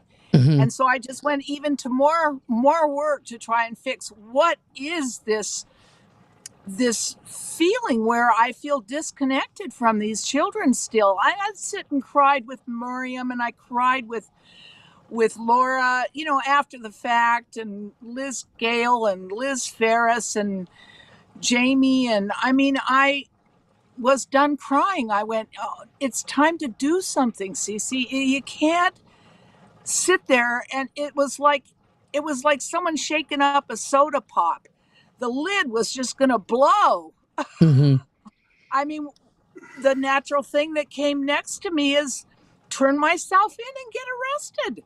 Let the freaking law sort it out for me. I'm not a Christian, so, you know, I totally respect them, but I don't have like a God that I'm expecting to forgive me. I'm going to have to forgive myself. And these are just things that I need to do. You know, I hate to sound selfish, but it started out things I needed to do for myself so I could speak to Nora next time I meet her. You know, and see her right in my eye, and not feel like I'd done something wrong to her. And just so you know, like, you know, I maybe like threw Chris Shelton under a bus, but with your answer, I kind of threw myself under a bus. No, but I threw myself under a bus too. He doesn't watch my show, Jamie. Don't worry. But I threw myself under a bus too, because if you think about it, it's like, what was I doing? Right? I was trying to find a black and white answer to something. Yeah. Where did I learn that? Where did I learn that? You know, you have to understand though too, like as a second gen, like we'll just lump ourselves in the same category here for a moment. We all have one goal in mind, and I think that is what Cece's doing right now, is for our parents to own up to the abuse that was inflicted upon us, that we did not ask for, that we were not a willing participant in any way, shape, or form. For them to say, you know what, I did this to you. I'm sorry, I did this. And Cece's taking it a step further than even just like, you know, you tell me what happened. I want to be here and listen to the things that you experienced. And I just want to listen and tell you how sorry I am and take responsibility for that. Cece has now realized from her own deprogramming of herself, from the Scientological mindset through education, which is what she's done, and I believe some therapy as well. Yeah. That Cece has come to the conclusion, I am a criminal. I did crime. I did criminal things, and I'm going to tell the truth about those criminal things to the authorities. And it's up to them whether they hold me accountable for those crimes that I'm going to talk about. But I'm willing for whatever consequence comes as a result of my confession. Exactly. Well, let me ask you this, Nora, based on what you just said. Like, I really do feel, and she just called me out. She said, Jamie, you know, it's not black and white. And why am I being black and white? Where did I get that from? Total certainty, right? We're like, we're really certain when we fight each other, right? Whether it's you and Aaron, whether it's me and Chris or anybody else in Chris, What are we doing? Everybody and Chris, let's be honest. No, I'm not trying to. I'm not. I'm calling myself out too. I'm calling myself out too. What I'm trying to say is like, why we don't pick up the phone and try to talk it out all the time. I haven't talked to Chris. He doesn't call me. I'm sure he won't. I'm sure he's disconnected from me, or he's probably deleted your number. He deleted mine. Yeah. He deletes everybody. Yeah, but it's not. I'm trying to say like, what is it about our programming that we either fight each other or we disconnect each other? We can't agree to disagree. We're very certain when we are engaged in one of these online battles about what we experienced or what our beef is. We exhibit the behaviors. Outside of this thing, when I have lots of people that I disagree with, and we just kind of like, hey man, I disagree with you, love you, but somehow with this thing, it's black and white. We have to disconnect from each other. Yeah, we have to fight each other. What is that? Are we still doing what they taught us to do as these little child soldiers, Nora? Well, I think it's partially that. I will admit to that. It is partially the programming where we are if someone comes at you with, an evaluation or an invalidation, right? The two words that we hated the most in Scientology, right? Don't eval for me. Don't evaluate for me. Don't tell me what's what. Don't tell me how things go, right? That's a violation of the auditor's code, et cetera, et cetera. And also the invalidation. That's something, especially if you were in the Sea organization, but also just a regular Scientology kid, you experienced a lot of negativity being forced on you that was not necessarily true, right? A lot of the times the invalidation that we received had nothing to do with actual reality. It was just a perceived telling us how we were being, how we were acting, what our intentions were. People were, deciphering this stuff with their OT shenanigans all the time. So now here we are in the real world, and some people have retained a lot of the abusive behavior that they were, endowed with inside of the Sea organization, inside of Scientology.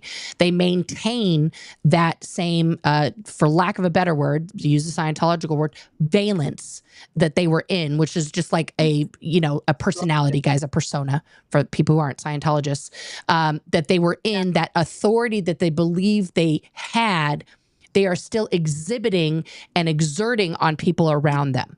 Right. And so now when we come out and we're doing, some of us who are doing therapy and doing hard work and talk, oh, hi, baby, there's a puppy. And, doing the hard work of trying to extrapolate our true selves from all of this, when we observe that there is someone still behaving like that, there are things in me that still, like, it triggers my huge sense of justice, right? Where it must be right. But that's also what I'm discovering as part of my ADHD and OCD. Like, if I'm in the grocery store and somebody's put a candy bar in the wrong thing, like, I'm like, shit. Like, I have to put it, I'll face things, I'll do all these things, because it's just wrong, right? But, understanding also where our lane is, where our responsibility lies, is something that Scientologists, and especially people who leave, have to understand that and I'm talking to all ex-Scientologists and myself at this time, you are only responsible for yourself and your actions. You are not responsible for anybody else's actions, okay? And I put a little asterisk on that. If you are a parent, you are responsible for your children's behavior. Like, that is a reflection of you as a parent, and you have to own if your kid's a shit, right? And you have to work with them and correct technology, therapy, other things, to get them to be a better human being. Because and I tell this to my kids all the time, my only job as a parent, besides making sure they survive and food and shelter and clothing and all that shit, is to make sure that they are capable of taking care of themselves and that they are a good human being. And by that, I mean they observe the world around them as it is, and they try to contribute to making the things around them better than they found them. Right? In the smallest of ways. It doesn't mean now they have to solve a whole, if they come across a place that's just filled with litter, well, okay, pick up a thing. And if you've got to keep going on your way to work, you picked up one piece of trash, you made it that much better, right? It's not your responsibility now to go clean up every single place that you see that's filled with trash, because that's the mentality that we had, is that every single thing that was wrong around us is our responsibility, right? Which is how you mentioned me and Aaron. That's how I got into the situation with Aaron. It was like every time somebody punched at Aaron, that's my job. I'm going to fucking punch back, right? That was not my job. But I put myself in that position because Aaron was my friend, right? Because that's what I believe. It's like everybody who's my friend, I'm going to like fucking protect them, pop, pop, pop, pop, you know? And that's not like, I don't need to do that. We're all grown adults. If somebody is going to ask for assistance, they're going to ask for assistance. But if somebody's not talking about me and that person's not bothered about what's being said about them, then it's not my fucking business, right? And this is something that like, this is new to me because I'm having to work really hard in therapy to not try to take on every single burden that is brought to me by other people, by situations, by the news, by whatever. It is incredibly hard because we grew up believing that we were the solution for all mankind. We were the solution for this sector of the universe, right? That is a huge burden that we never were bearing, you know? I think it's one of the reasons why when we get out, we can't go back to being an accountant or just have a regular job. Like we're used to, like we grew up on the high wine of saving the planet. It's hard to go work for, Intel or, work for in a corporation after you've grown up with these ideas. But, based on what you're saying, I have a question for Cece. Mm-hmm. Based on you made me think of, and one of the things I want to say is like the only person that like really goes on and just won't shut up about this in every episode is Serge. Like he just goes on and on and on. I don't know him. He and I need to talk. Yes, you do. He's in the comments now. You should talk to him. Okay, yeah. But he does every episode on it, and still, it's like he's shouting into an empty canyon, and I don't know that I'm going to be able to live with myself if I can't find a way to. People are going to hear this. I mean, if it's people are going to hear this. But one of the questions I would ask Cece is, because Nora had commented, like we're growing up. Hubbard says that what makes someone reactive and what makes someone mentally ill and horrible is these unconscious things that imprint upon our cells, which are mental pain and physical pain. Okay. Mm-hmm. Now, when you grow up in this thing, you're going to be experiencing a tremendous amount of mental pain because your parents aren't going to be around. They're going to be telling you you're less important than the bridge.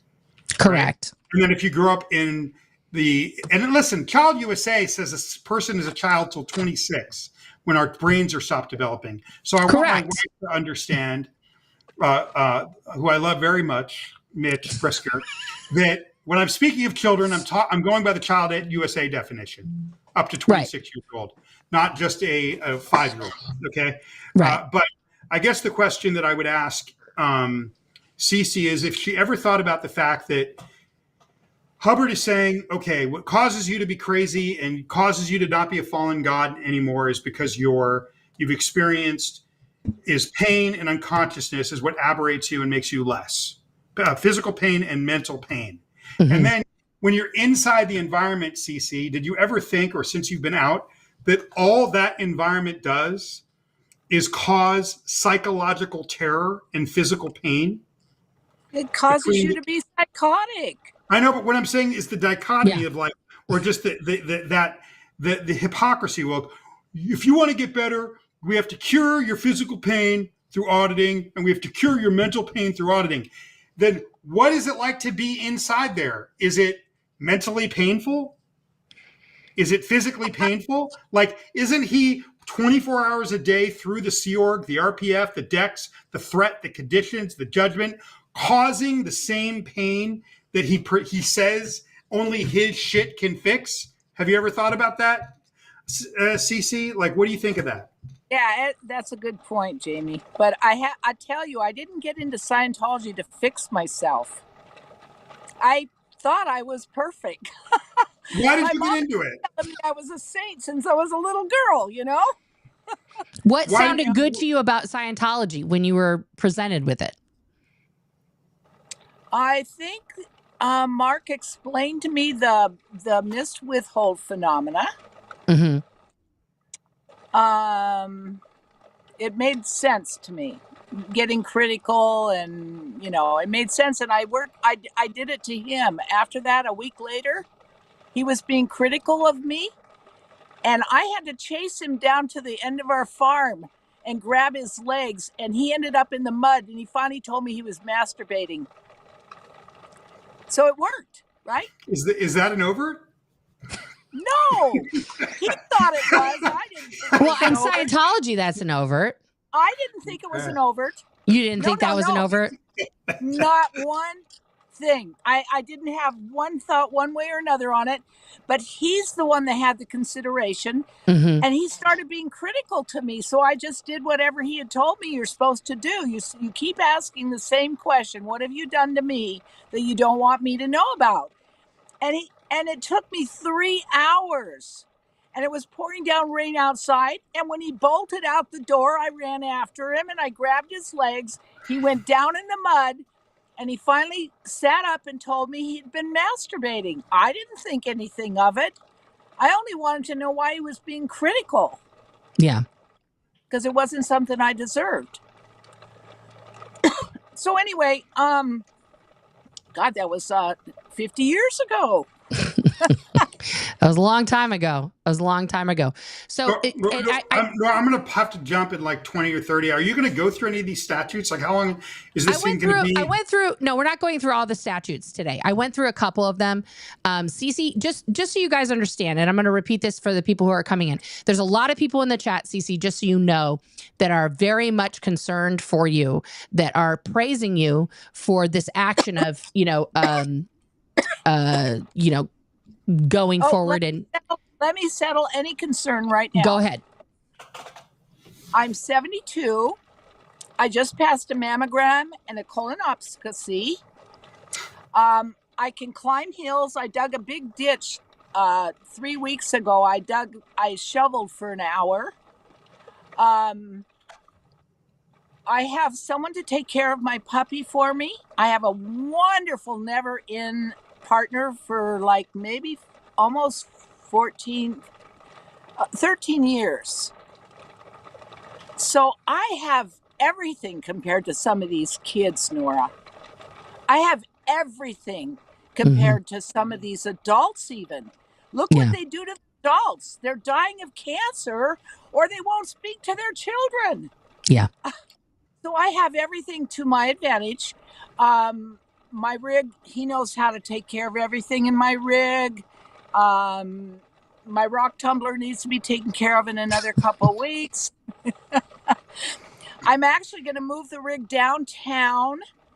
So I will be probably hanging around on Edgemont somewhere there for a couple weeks on my way. Stomping ground. Maybe Nora will give me a ride to the jailhouse. Well, you tell me when you're going to go down there. We'll make it a party. I'll come down. I haven't been down to LA since, February. You know what, Nora? The party will come when Laura, Liz, Miriam. I don't want to leave anyone else. Serge. The other Serge. Mm-hmm. The Yuri, I don't even know if he's alive. All those children on Gail's list, when they stop crying, then we can celebrate. Absolutely. I just don't understand. Like, I guess what's confusing for me, and I'd love for you or CC to answer this, right? What's so confusing to me is here we are, it started 50 something years ago. So we're probably 50 years into the anti-movement. But say we're, since there was a generation of kids that grew up in this thing, it really got bad in 1968. So say we're 50 years from when it started to get really bad for kids. Okay? Mm-hmm. Right. Mm-hmm. But, even Rinder, growing up, in Australia, even if he was middle class, what was his parenting like with this, And so much of us are victims, and some of us are victims and perpetrators. you know, and everything in between. And, Absolutely. and, you know, I guess what I don't understand is here we are 50 years into this thing since kids started to get into the business end of this thing. Okay. And no one has really given a shit. Like the aftermath talked about it, but it really wasn't about the kids. What happened to this lost generation of children starting in the 1970s? Mm-hmm. Jamie, Jamie, And, you know, that to Jamie, me hang seems on like one second. CC wants to comment on what you just said. Yeah. Jamie, I'm just going to ask you to try not to assume anything. There may be 1,000 parents out there crying at night because what they have experienced raising a child in Scientology, and they now regret it. All I'm saying is that we've had dozens and dozens of books. We've had TV shows, incredible documentary and Going Clear, the astonishing work of the Aftermath show, right? But to me, if you were to look at some movement that did some harm, the first and most important thing you would look at is what did this thing do to the kids? Then we'd get to all the other stuff. But here we are 50 years into this thing. Here we are 50 years into this thing and talking about what happened to the kids, which should be the first and foremost important thing that we ever talk about in the history of this thing. We're just getting to it 50 years later. And it's still like, yeah, that's part of it. But yeah, you guys sit over there. You're adults now, so shut the fuck up. That's the tone. 50 years later, it should have been the first thing that we were talking about for 50. You know, that's the part that confuses me, is why after 50 years, we still can't talk about what happened to these kids. It is a no man's land. Do not go there. Shut the fuck up. We're just like you. If we're a baby boomer that left, there's other things to talk about. Let's talk about what the auditing does. Let's talk about what the TRs does. Okay, yeah, you were kids. We're just like you. Now shut up. It's 50 years later, and that should have been the first thing that we talked about, and it should just be that sorry, I'm getting upset. It's okay. Take a breath, Jamie. Take a breath. It should just, why can't we do something on a television show, a movie, 10 books, where it's like, what happened to this lost generations of children in Australia, in Los Angeles, in Florida, in South Africa. Well, I mean, and here's the thing, though, Jamie, and I want to acknowledge your anger because it's correct. It's not incorrect. I get that, and this is something that should infuriate everybody. Shouldn't it be the first topic? No, I agree. This is why. What is the barrier? Why is that not the most important thing? Like, no, I know.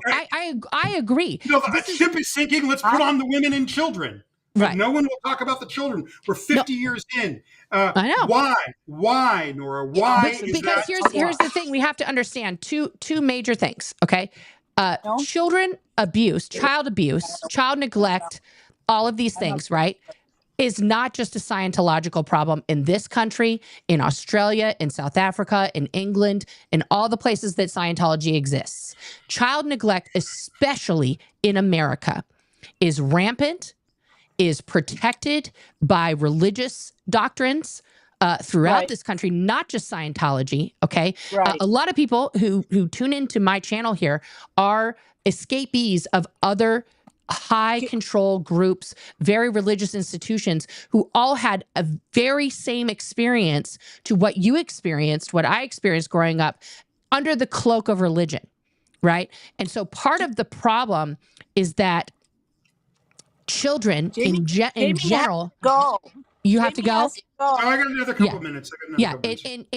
Children in this country, especially, I'll just speak for America, and other people in other countries can chime in, are horrifically neglected. We have a huge emphasis on children being born, don't have abortions and all this other stuff because, life begins at conception, all this bullshit. And then as soon as the child is born, well, go fuck yourself, right? Like now you're alive, good luck, right? And so we have our foster care system. We have our, these things which are horrific, similar conditions to what you grew up in. Even now in 2024, we have over 1 million children, over 1 million children in the United States of America that have no home, that are in the foster care system for various reasons. They were born into it.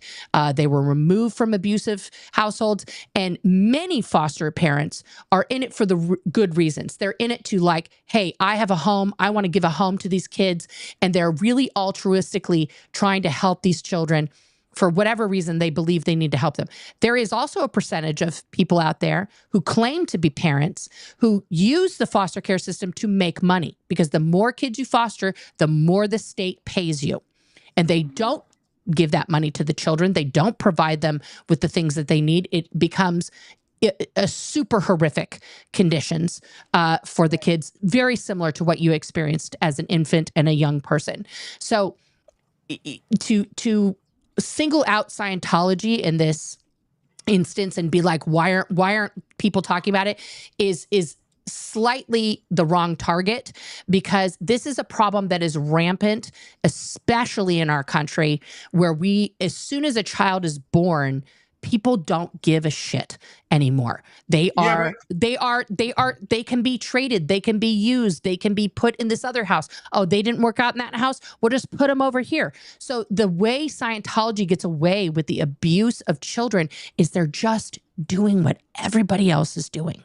They're just doing the same shit, but in an evil way, because now you have the bad conditions physically, but you also put the cherry on top of that shit cake of an indoctrination where the kids are made to feel that they, are bad for just existing because they're not really kids.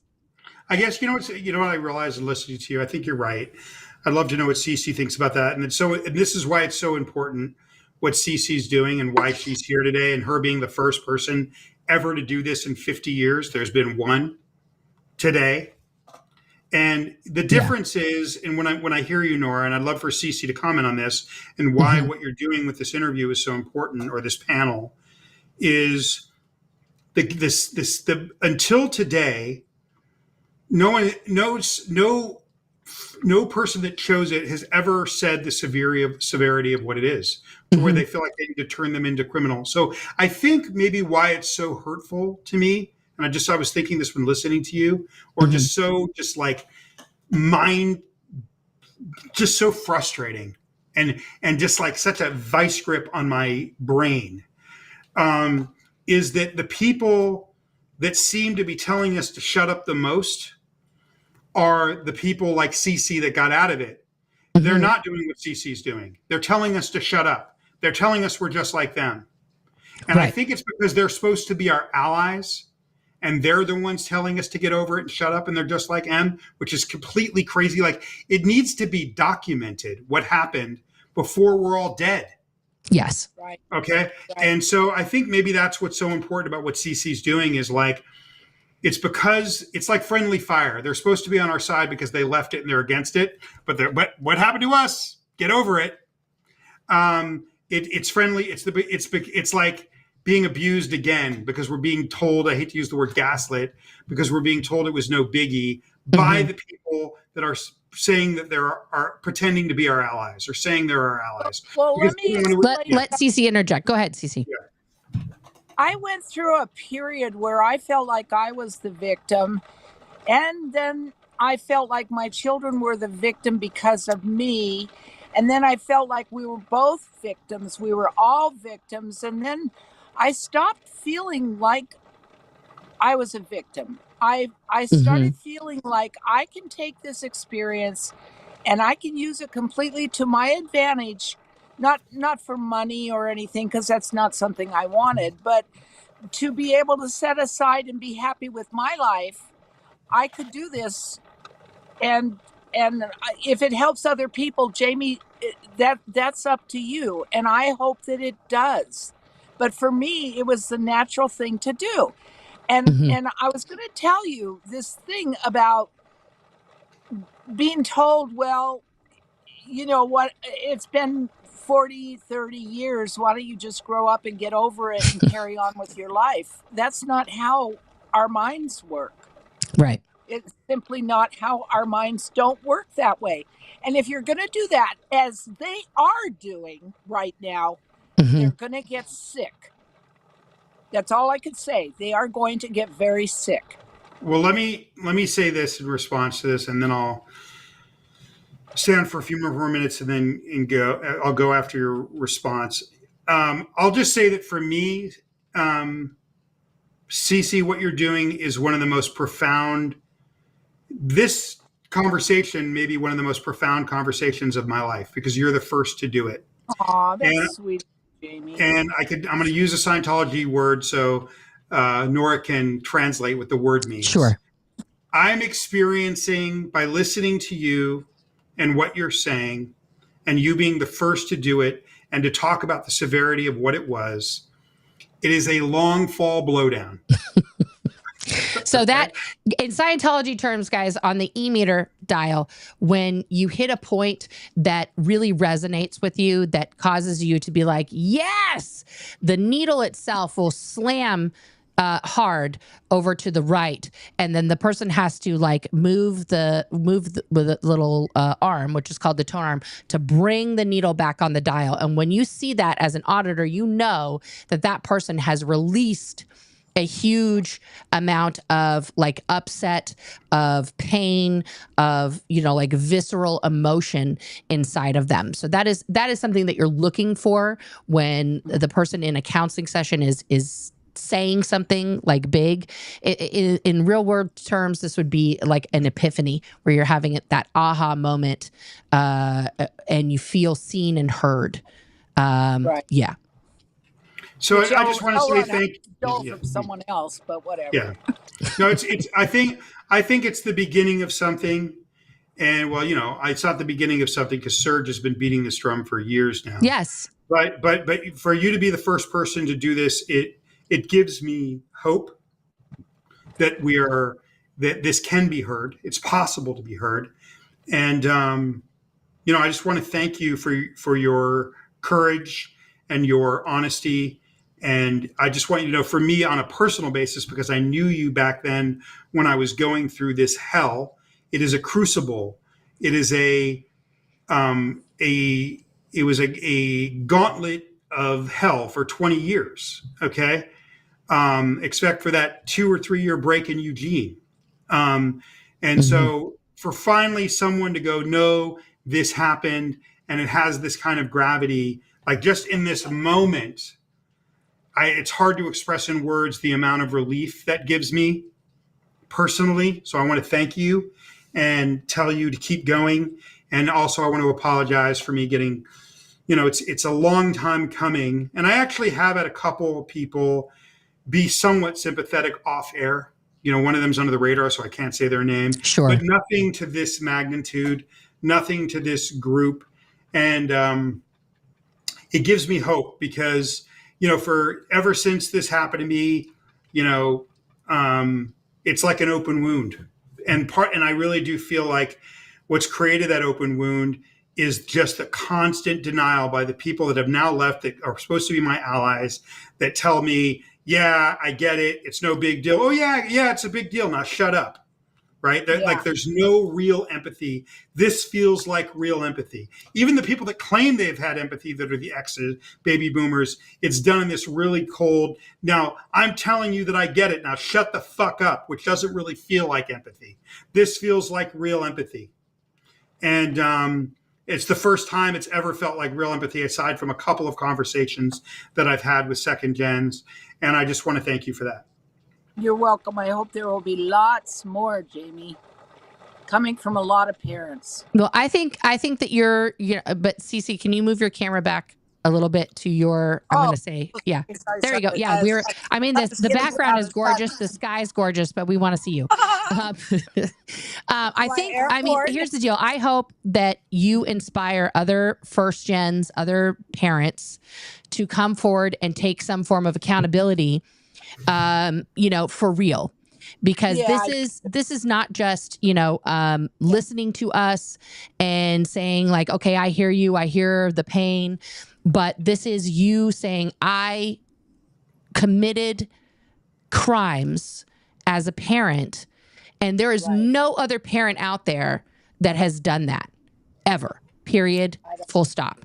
So, and we mentioned Serge Delmar. I know he's in the chat, but this is what Serge has been talking about from day one.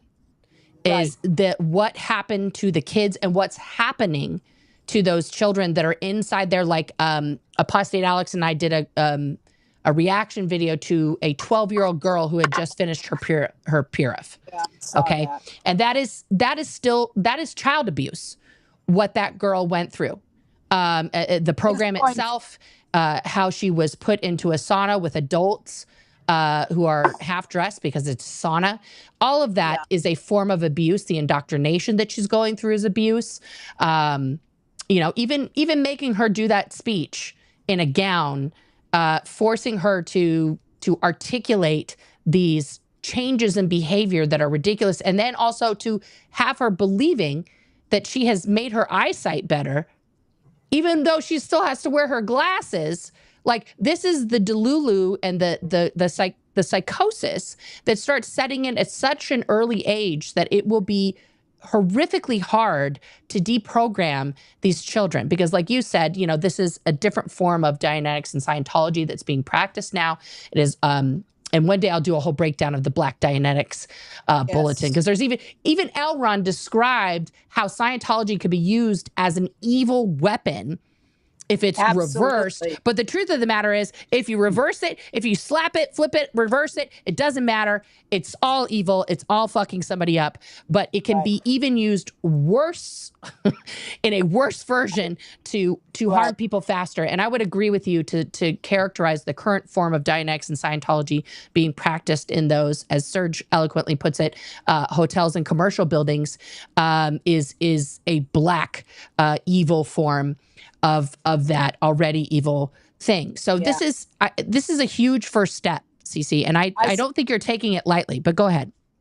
I saw MD Media did a video a couple days ago, and the lady in front of AOLA was my last auditor. That's wild. 96. See, listen, I gotta go. I just want to. All right, go ahead.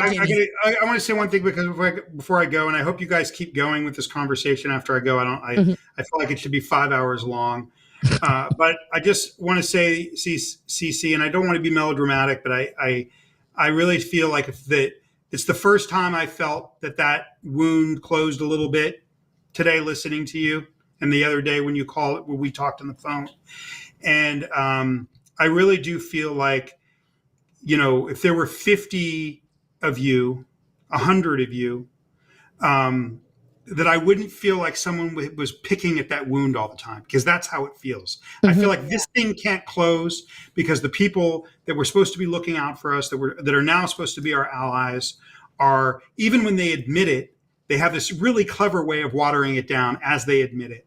And so it's just this constant picking of the wound. And this is like the first day where I've ever felt like maybe that doesn't have to be the rest of my life. So I just want to say thank you. And it means all the world to me, because you were one of the adults during my childhood that was kind of always there as a figure. And so it's not just a random stranger. It's somebody where I grew up. I was there in this hell, this torture chamber with her children. I was there with your kids. I know why they're the way they are. I know why it would happen to them. I know why they did what they did. I know why they got sick. Okay. So it's very personal, because it's you being the first. And I just want to, again, say thank you.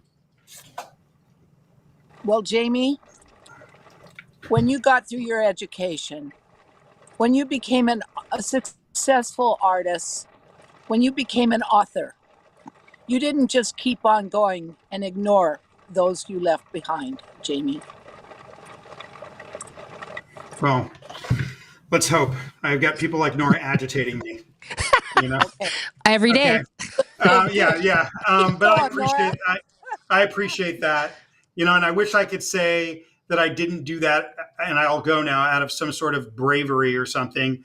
But really, it hasn't been, me finally talking. It's not I was scared. I was ashamed. I was humiliated. This thing is in my bones because the physical abuse started so young and the psychological manipulation started so young that Nora just did a show on shame. And I've not been brave. I've been quiet because of shame. And now I'm talking, and so a lot of it's selfish because I don't want to live like that anymore. In like a secret person with this secret life where I just pretend like it never happened. I'm trying to handle, rather than ignoring shame, I'm trying to face it and hopefully get a better result than the way I was dealing with it before. And thank God we have people like Danny. Yeah. Okay. And Jack So, Grammy. Yes. Anyway, Cece, I hope you guys keep going with this conversation. We will, Jamie. And I'll talk to you. I'll talk to you later today. All right. Thanks for letting me on. I hope I flavor flaved you and didn't, you flavor flaved it. I love you. You know that. Okay. All right. Bye. Bye. Oh, I cut him off. He said bye. So I'm gonna fix these windows here real quick.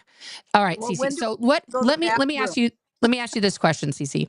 What is your message to other? Okay, now I need you to. Okay, I'm gonna fix you. Don't worry, you're good. What is your message to other parents, other first gens out there? What would you like? What's your call to action for them? I really don't know. Do you expect other parents to follow in your footsteps, or do you think that this is a personal journey? But like, what would be the first step for them to take to get to accountability? What would be your recommendation?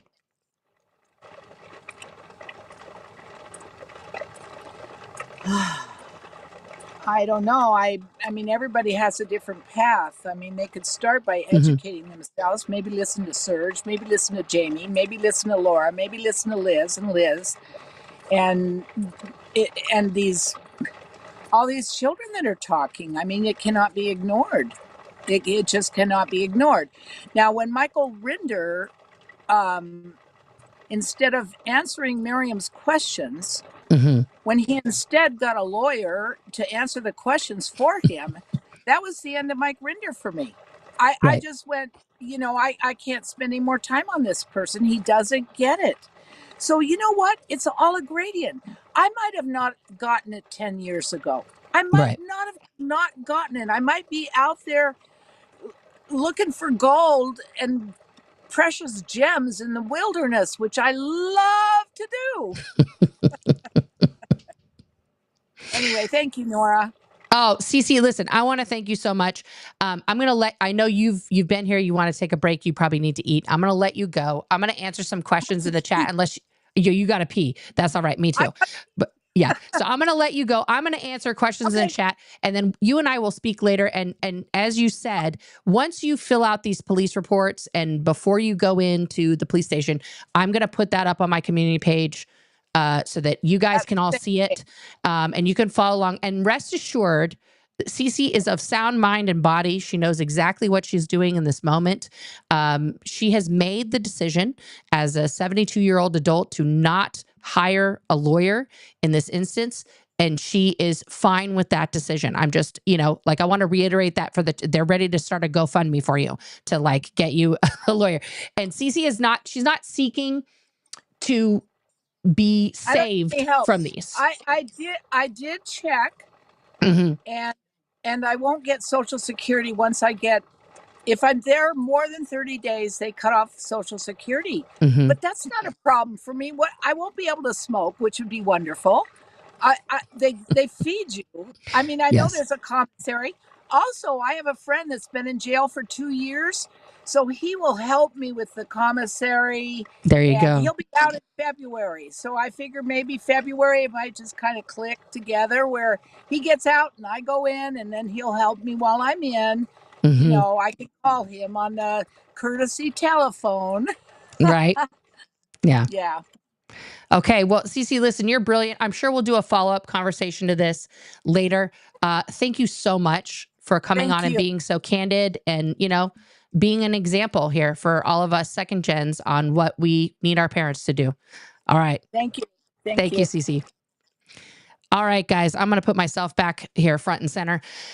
That was, that was amazing to get to talk to Cece. She's a brave, very conscientious woman who is stepping up to the plate in a way that I can say for certain, unless there's somebody else out there that wants to correct me, no other Scientology parent has done at all in this way.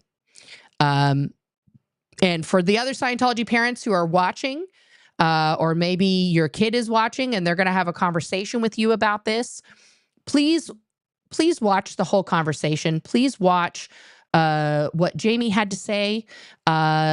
Please also watch the live chat where we have many second gens in the chat right now. We have both Liz's, Liz Gale, Liz Ferris. We have Laura in the chat, and we have Serge in the chat. All of whom grew up in Scientology, several of whom were born into the Sea organization, like Cece's kids. And they had, a very, very horrific experience growing up. And this is not something that is healed in a moment. This is something that Cece has been thinking about in a conversation that we had for 4 years. 4 years now, Cece has been contemplating doing this very thing that she is doing now. The death of her daughter from cancer basically told her, this is what I need to do. So yeah. She's working, Selfless, she is working with a group right now who help whistleblowers to explain their story with legal terms and things like that. So she is getting consultation of some sort right now, but she has made the conscientious and, decision on her own to not have legal representation when she goes to the police I want to say office. That's not correct. But yeah, when she goes to the police. Okay. So let me pull up all these chats here real quick. I probably won't get to every comment and question because we've already been going now for 3 hours. Yeah. So let me, I do want to participate with you guys. This has been an amazing chat. Thank you guys so much. For all the comments and everything. And for these super chats, this is amazing. XLDS go through the same process. DOAs, Basama, hot dogs. Yes, this is something that is very similar in all high control cult-like religions. 100%. And thank you for the super chat. The End Amusing, thank you for this super sticker with the Sheba dog. That is awesome. Laura FM in the chat, and thank you for a super chat, hon. This chat healed something in me. Seeing Cece shining and healing is so beautiful. Thank you as well, Nora and Jamie. Yeah, Laura, this is, this is a long time coming for any parent to take accountability, to say I did something wrong, even. This is, and Cece's taking it 20 steps further than that, where she is,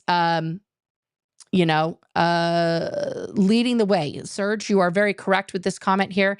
I will scream into the void, whatever it takes to open eyes.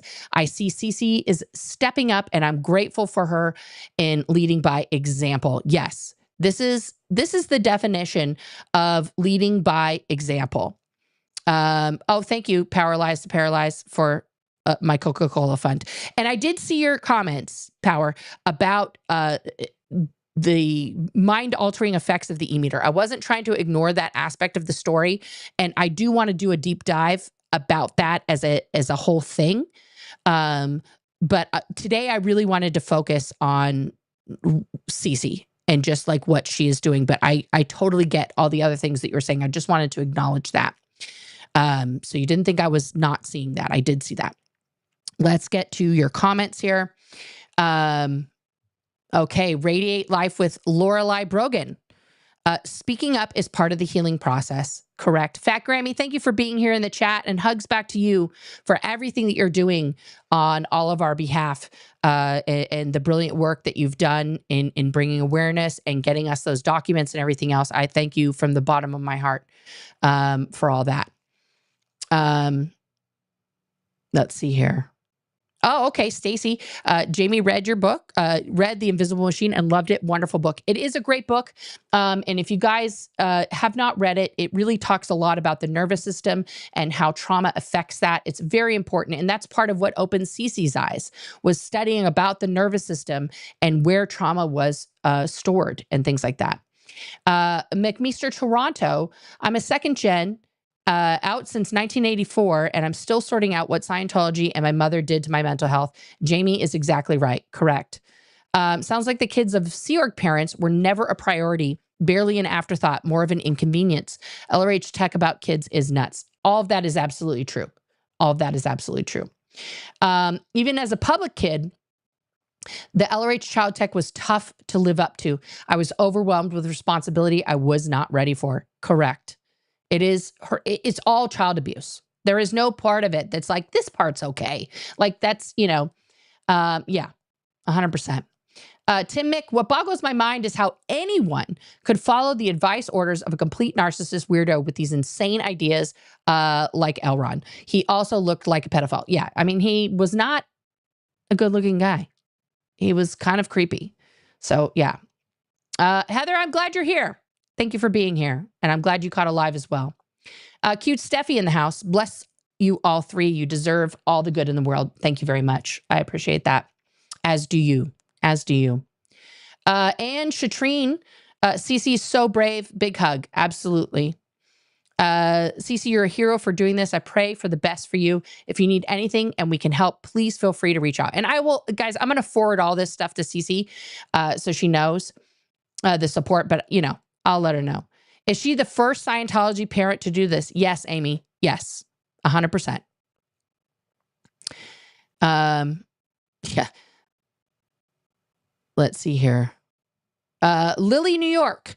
Hopefully others will follow suit and do what Cece is doing and stand up for those who are abused by Scientology, both never-ends and those in Scientology. Yes. Yes.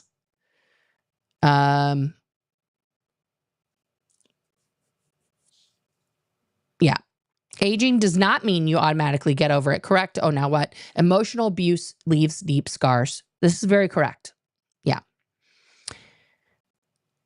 I'm a 1964 boomer baby and a second generation kid at the Toronto org. I'm most closely identify with second gen Scientology kids. Yeah. I mean, you're on the cusp of Gen X, first of all, McMeester. But second of all, yeah, you went through the same stuff we did. So absolutely, 100%. Yes, Kelly Copter's dad did apologize, but he didn't turn himself in for the child abuse. That's the difference. But yes, Kelly Copter's dad has apologized. Phil Jones has apologized publicly. But this is taking it to a whole nother level. Dreamscape, taking responsibility is a lot different than shouldering the blame. Yes, and that's why Cece's case, she's not trying to take responsibility for all the abuse that every parent ever committed. She's being very specific, very mindful in what she's doing in looking up the statutes and looking at the things that she personally violated in regards to the raising of her children.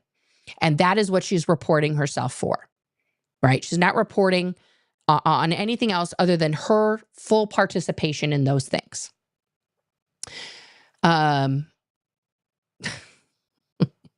Tim, I agree with your Chris Shelton comment. I'm just going to leave it in the chat there. But yeah. In my opinion, more is caught than is taught. Learning your way out of habitual behavior takes years and years with any trauma. Correct, Fluffer Squirrel. Correct. It is a process. And it's not a linear process either. Oh, now what? Never in Scientology, but raised by a narcissistic mother. It took 60 years to stay away from her, but the mindset she's instilled in me is still a large part of my existence. Yeah. Healing from all of these things is a long process. Snotface, thank you for being here. This is one of the best discussions I've heard on this topic yet. Thank you for doing what you're doing, CC. P.S. Nora is my hero. You're my hero, Snotface. Thank you. Reconnecting in the house. Thank you for being here, Re. CC modeling responsibility hopefully will be a catalyst for other parents to call out the abusive doctrine that still is damaging children's brains, bodies, and minds. Yes, from your lips to their ears, Ree, because this is something that, this is what Serge has been calling out. This is what Lara's been calling out.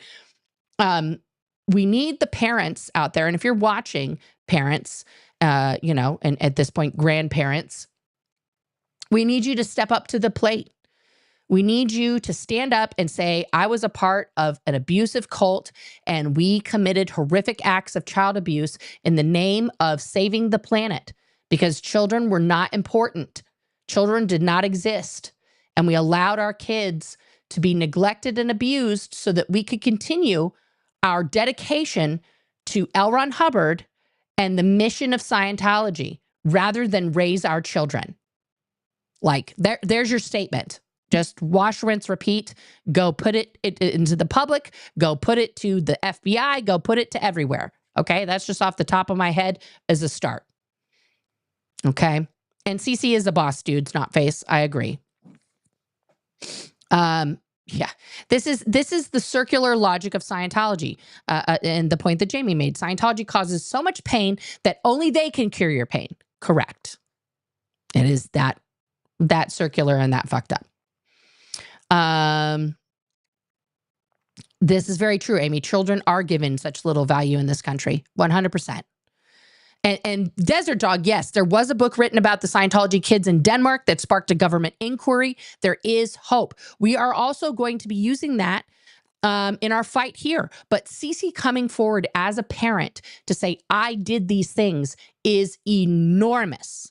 Okay. Now, do I expect every Scientology parent, ex-Scientology parent, whatever, however you distinguish yourself in this world, to come forward and turn themselves into the police with a police report? No. But I do expect, and I do hope that other Scientology parents will come forward to take responsibility, to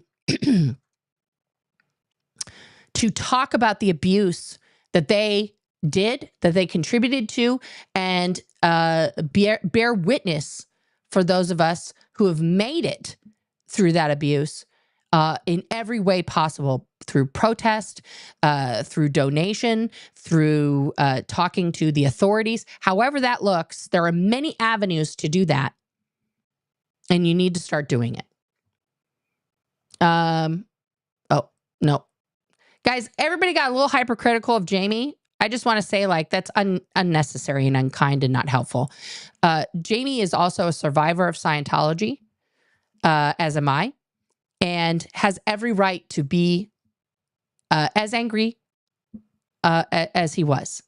The amount of abuse that he survived as a infant, as a toddler, as a young person, most people would not have survived. They just wouldn't, because the abuse was that horrific. Even Cece, we didn't get to this part. She took her daughter, Sarah, who was having a lot of educational and developmental problems as a young child. She took her to see Dr. Megan Shields, okay, as a 2-year-old. Dr. Megan Shields wrote down in her notes, failure to thrive, about a 2-year-old. And then Cece says, what does that mean?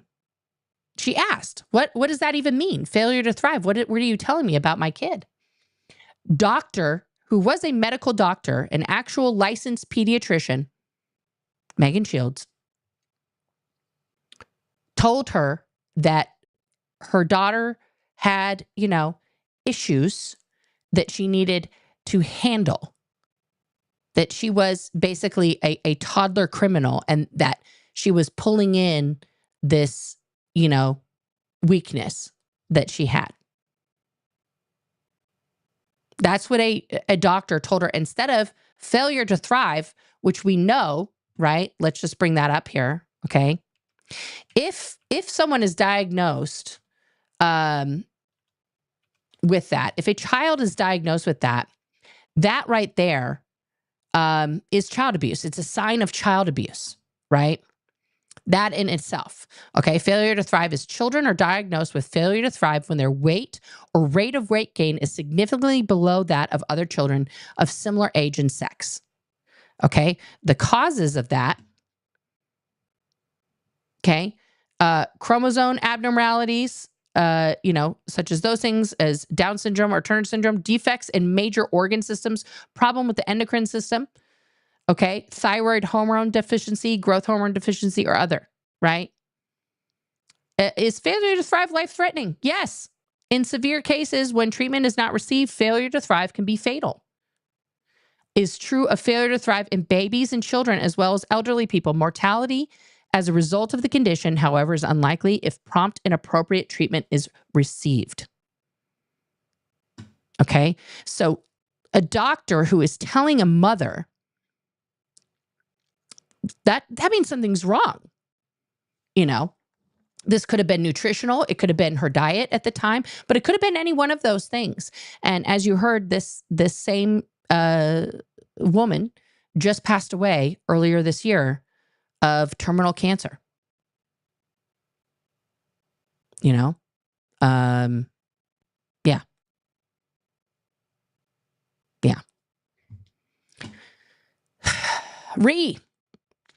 This is the most healing conversation I've witnessed on YouTube. Thank you all for showing it can be done. Well, thank you for being here, Ree. And coming from you, I take that as a very high compliment. Let's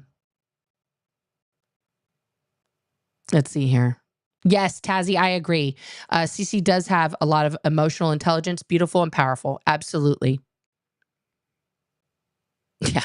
Well, this could be true. Jail is probably better than how the elderly have it in Scientology right now. That's probably true. That's probably true. Sarah Lane, sending love, healing light, kind thoughts, and prayers to Cece and all who need this. Well, thank you for that. Thank you for that, Sarah. I appreciate that.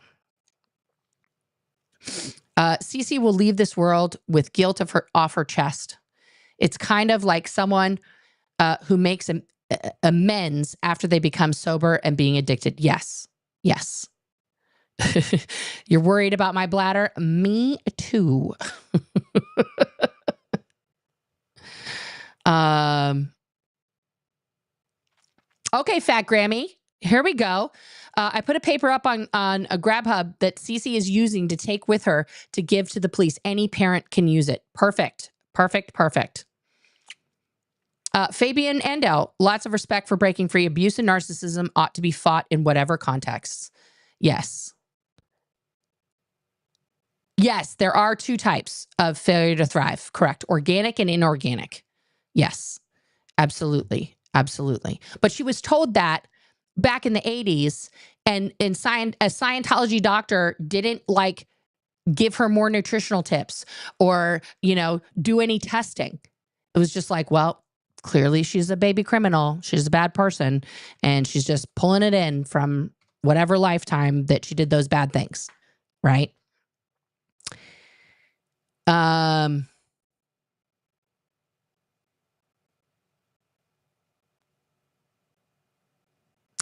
Yes, Stephanie with a PH. Cece was in the same conditions that Jamie was in.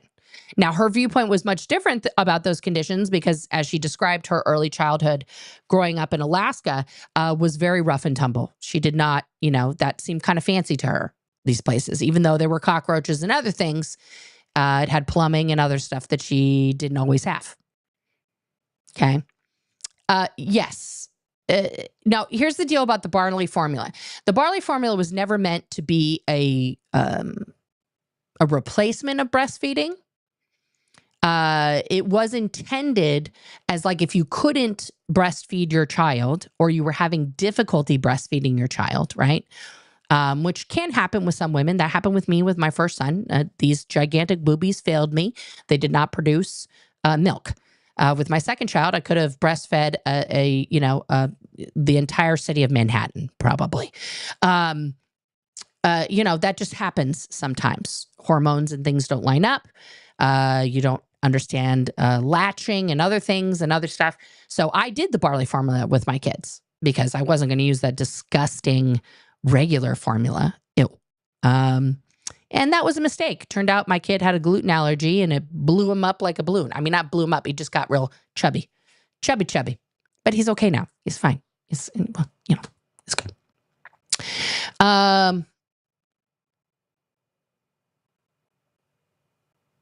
Let's see here. Oh, the Apple School is another Scientology school. Haggis Basher. Yeah. Mm-hmm.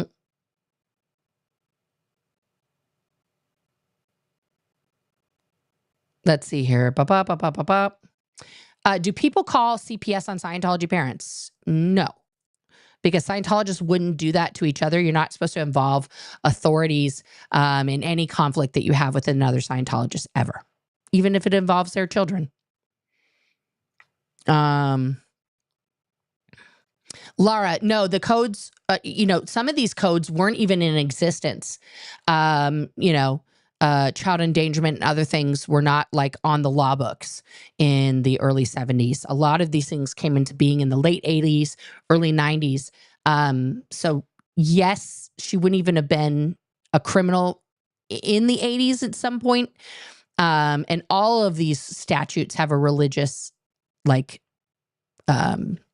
loophole built into them, unfortunately.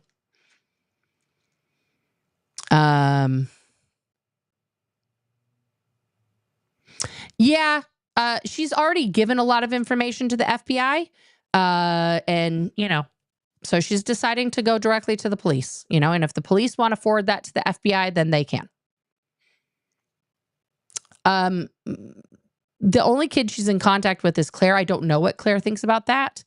Her other son, Jeremy, has disconnected from her, and Sandy is not in contact with her. So, yeah. I don't believe she's naming anyone else's name except for her own, Minion. As far as I know, Carrie, all of her kids are out of the Sea Org now. Mm-hmm.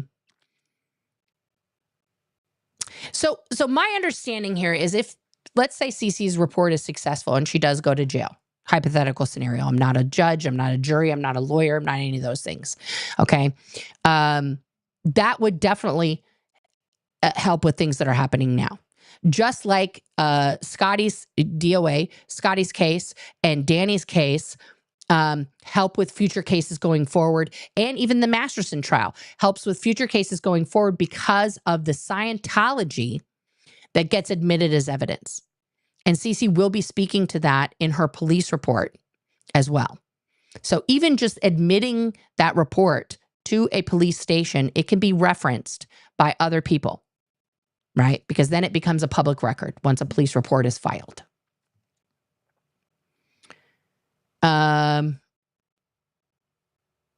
Yeah, Miss Chief. Scientology would say that everything has changed if confronted with Cece's story. No, it is not. Absolutely not. It's all the same. Same. Just go back and look at the video I did with Apostate Alex on his channel. When we reacted to that girl who's 12 years old who just finished a PRF, it's all still happening. It's all the same.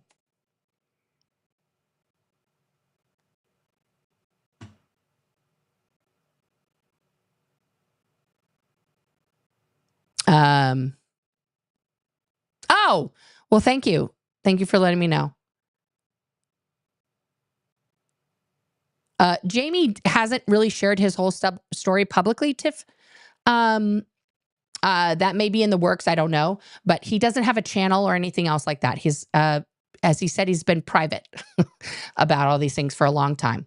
Let me look for that here. Okay. Thank you, Tiff. You just really want to be on screen here. Here we go. All right. Let's look. Okay. Melody became a member. Thank you for that, Melody.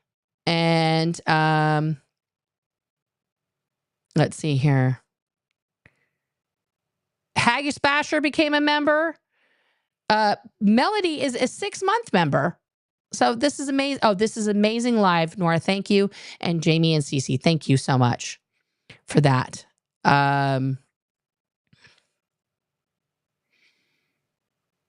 Liz Gale. Okay, so Ms. Otter donated 10 memberships. Holy cannolis. Thank you. Liz Gale was gifted a membership. Holly Lewis was gifted a membership. Heidi Hellman was gifted a membership. B Explorers was gifted a membership. Grouchy Mama Bear gifted a membership. Candace Young, Penny Ritchie, Kitri Princess, and Dina King were all gifted. Oh, and I'm sorry, I missed one more. R. Esquire was gifted a membership by Ms. Otter. Thank you so much for that. Let me see here. Yes, thank you for the gifted memberships. Guys, this has been an amazing stream.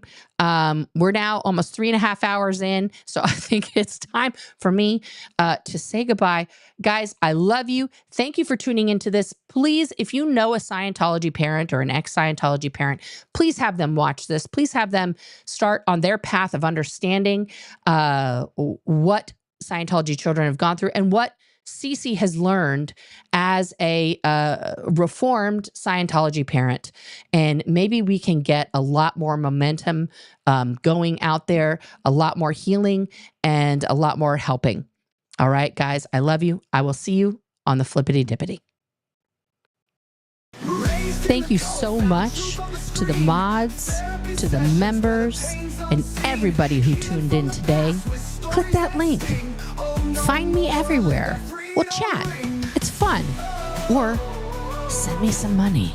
I need it.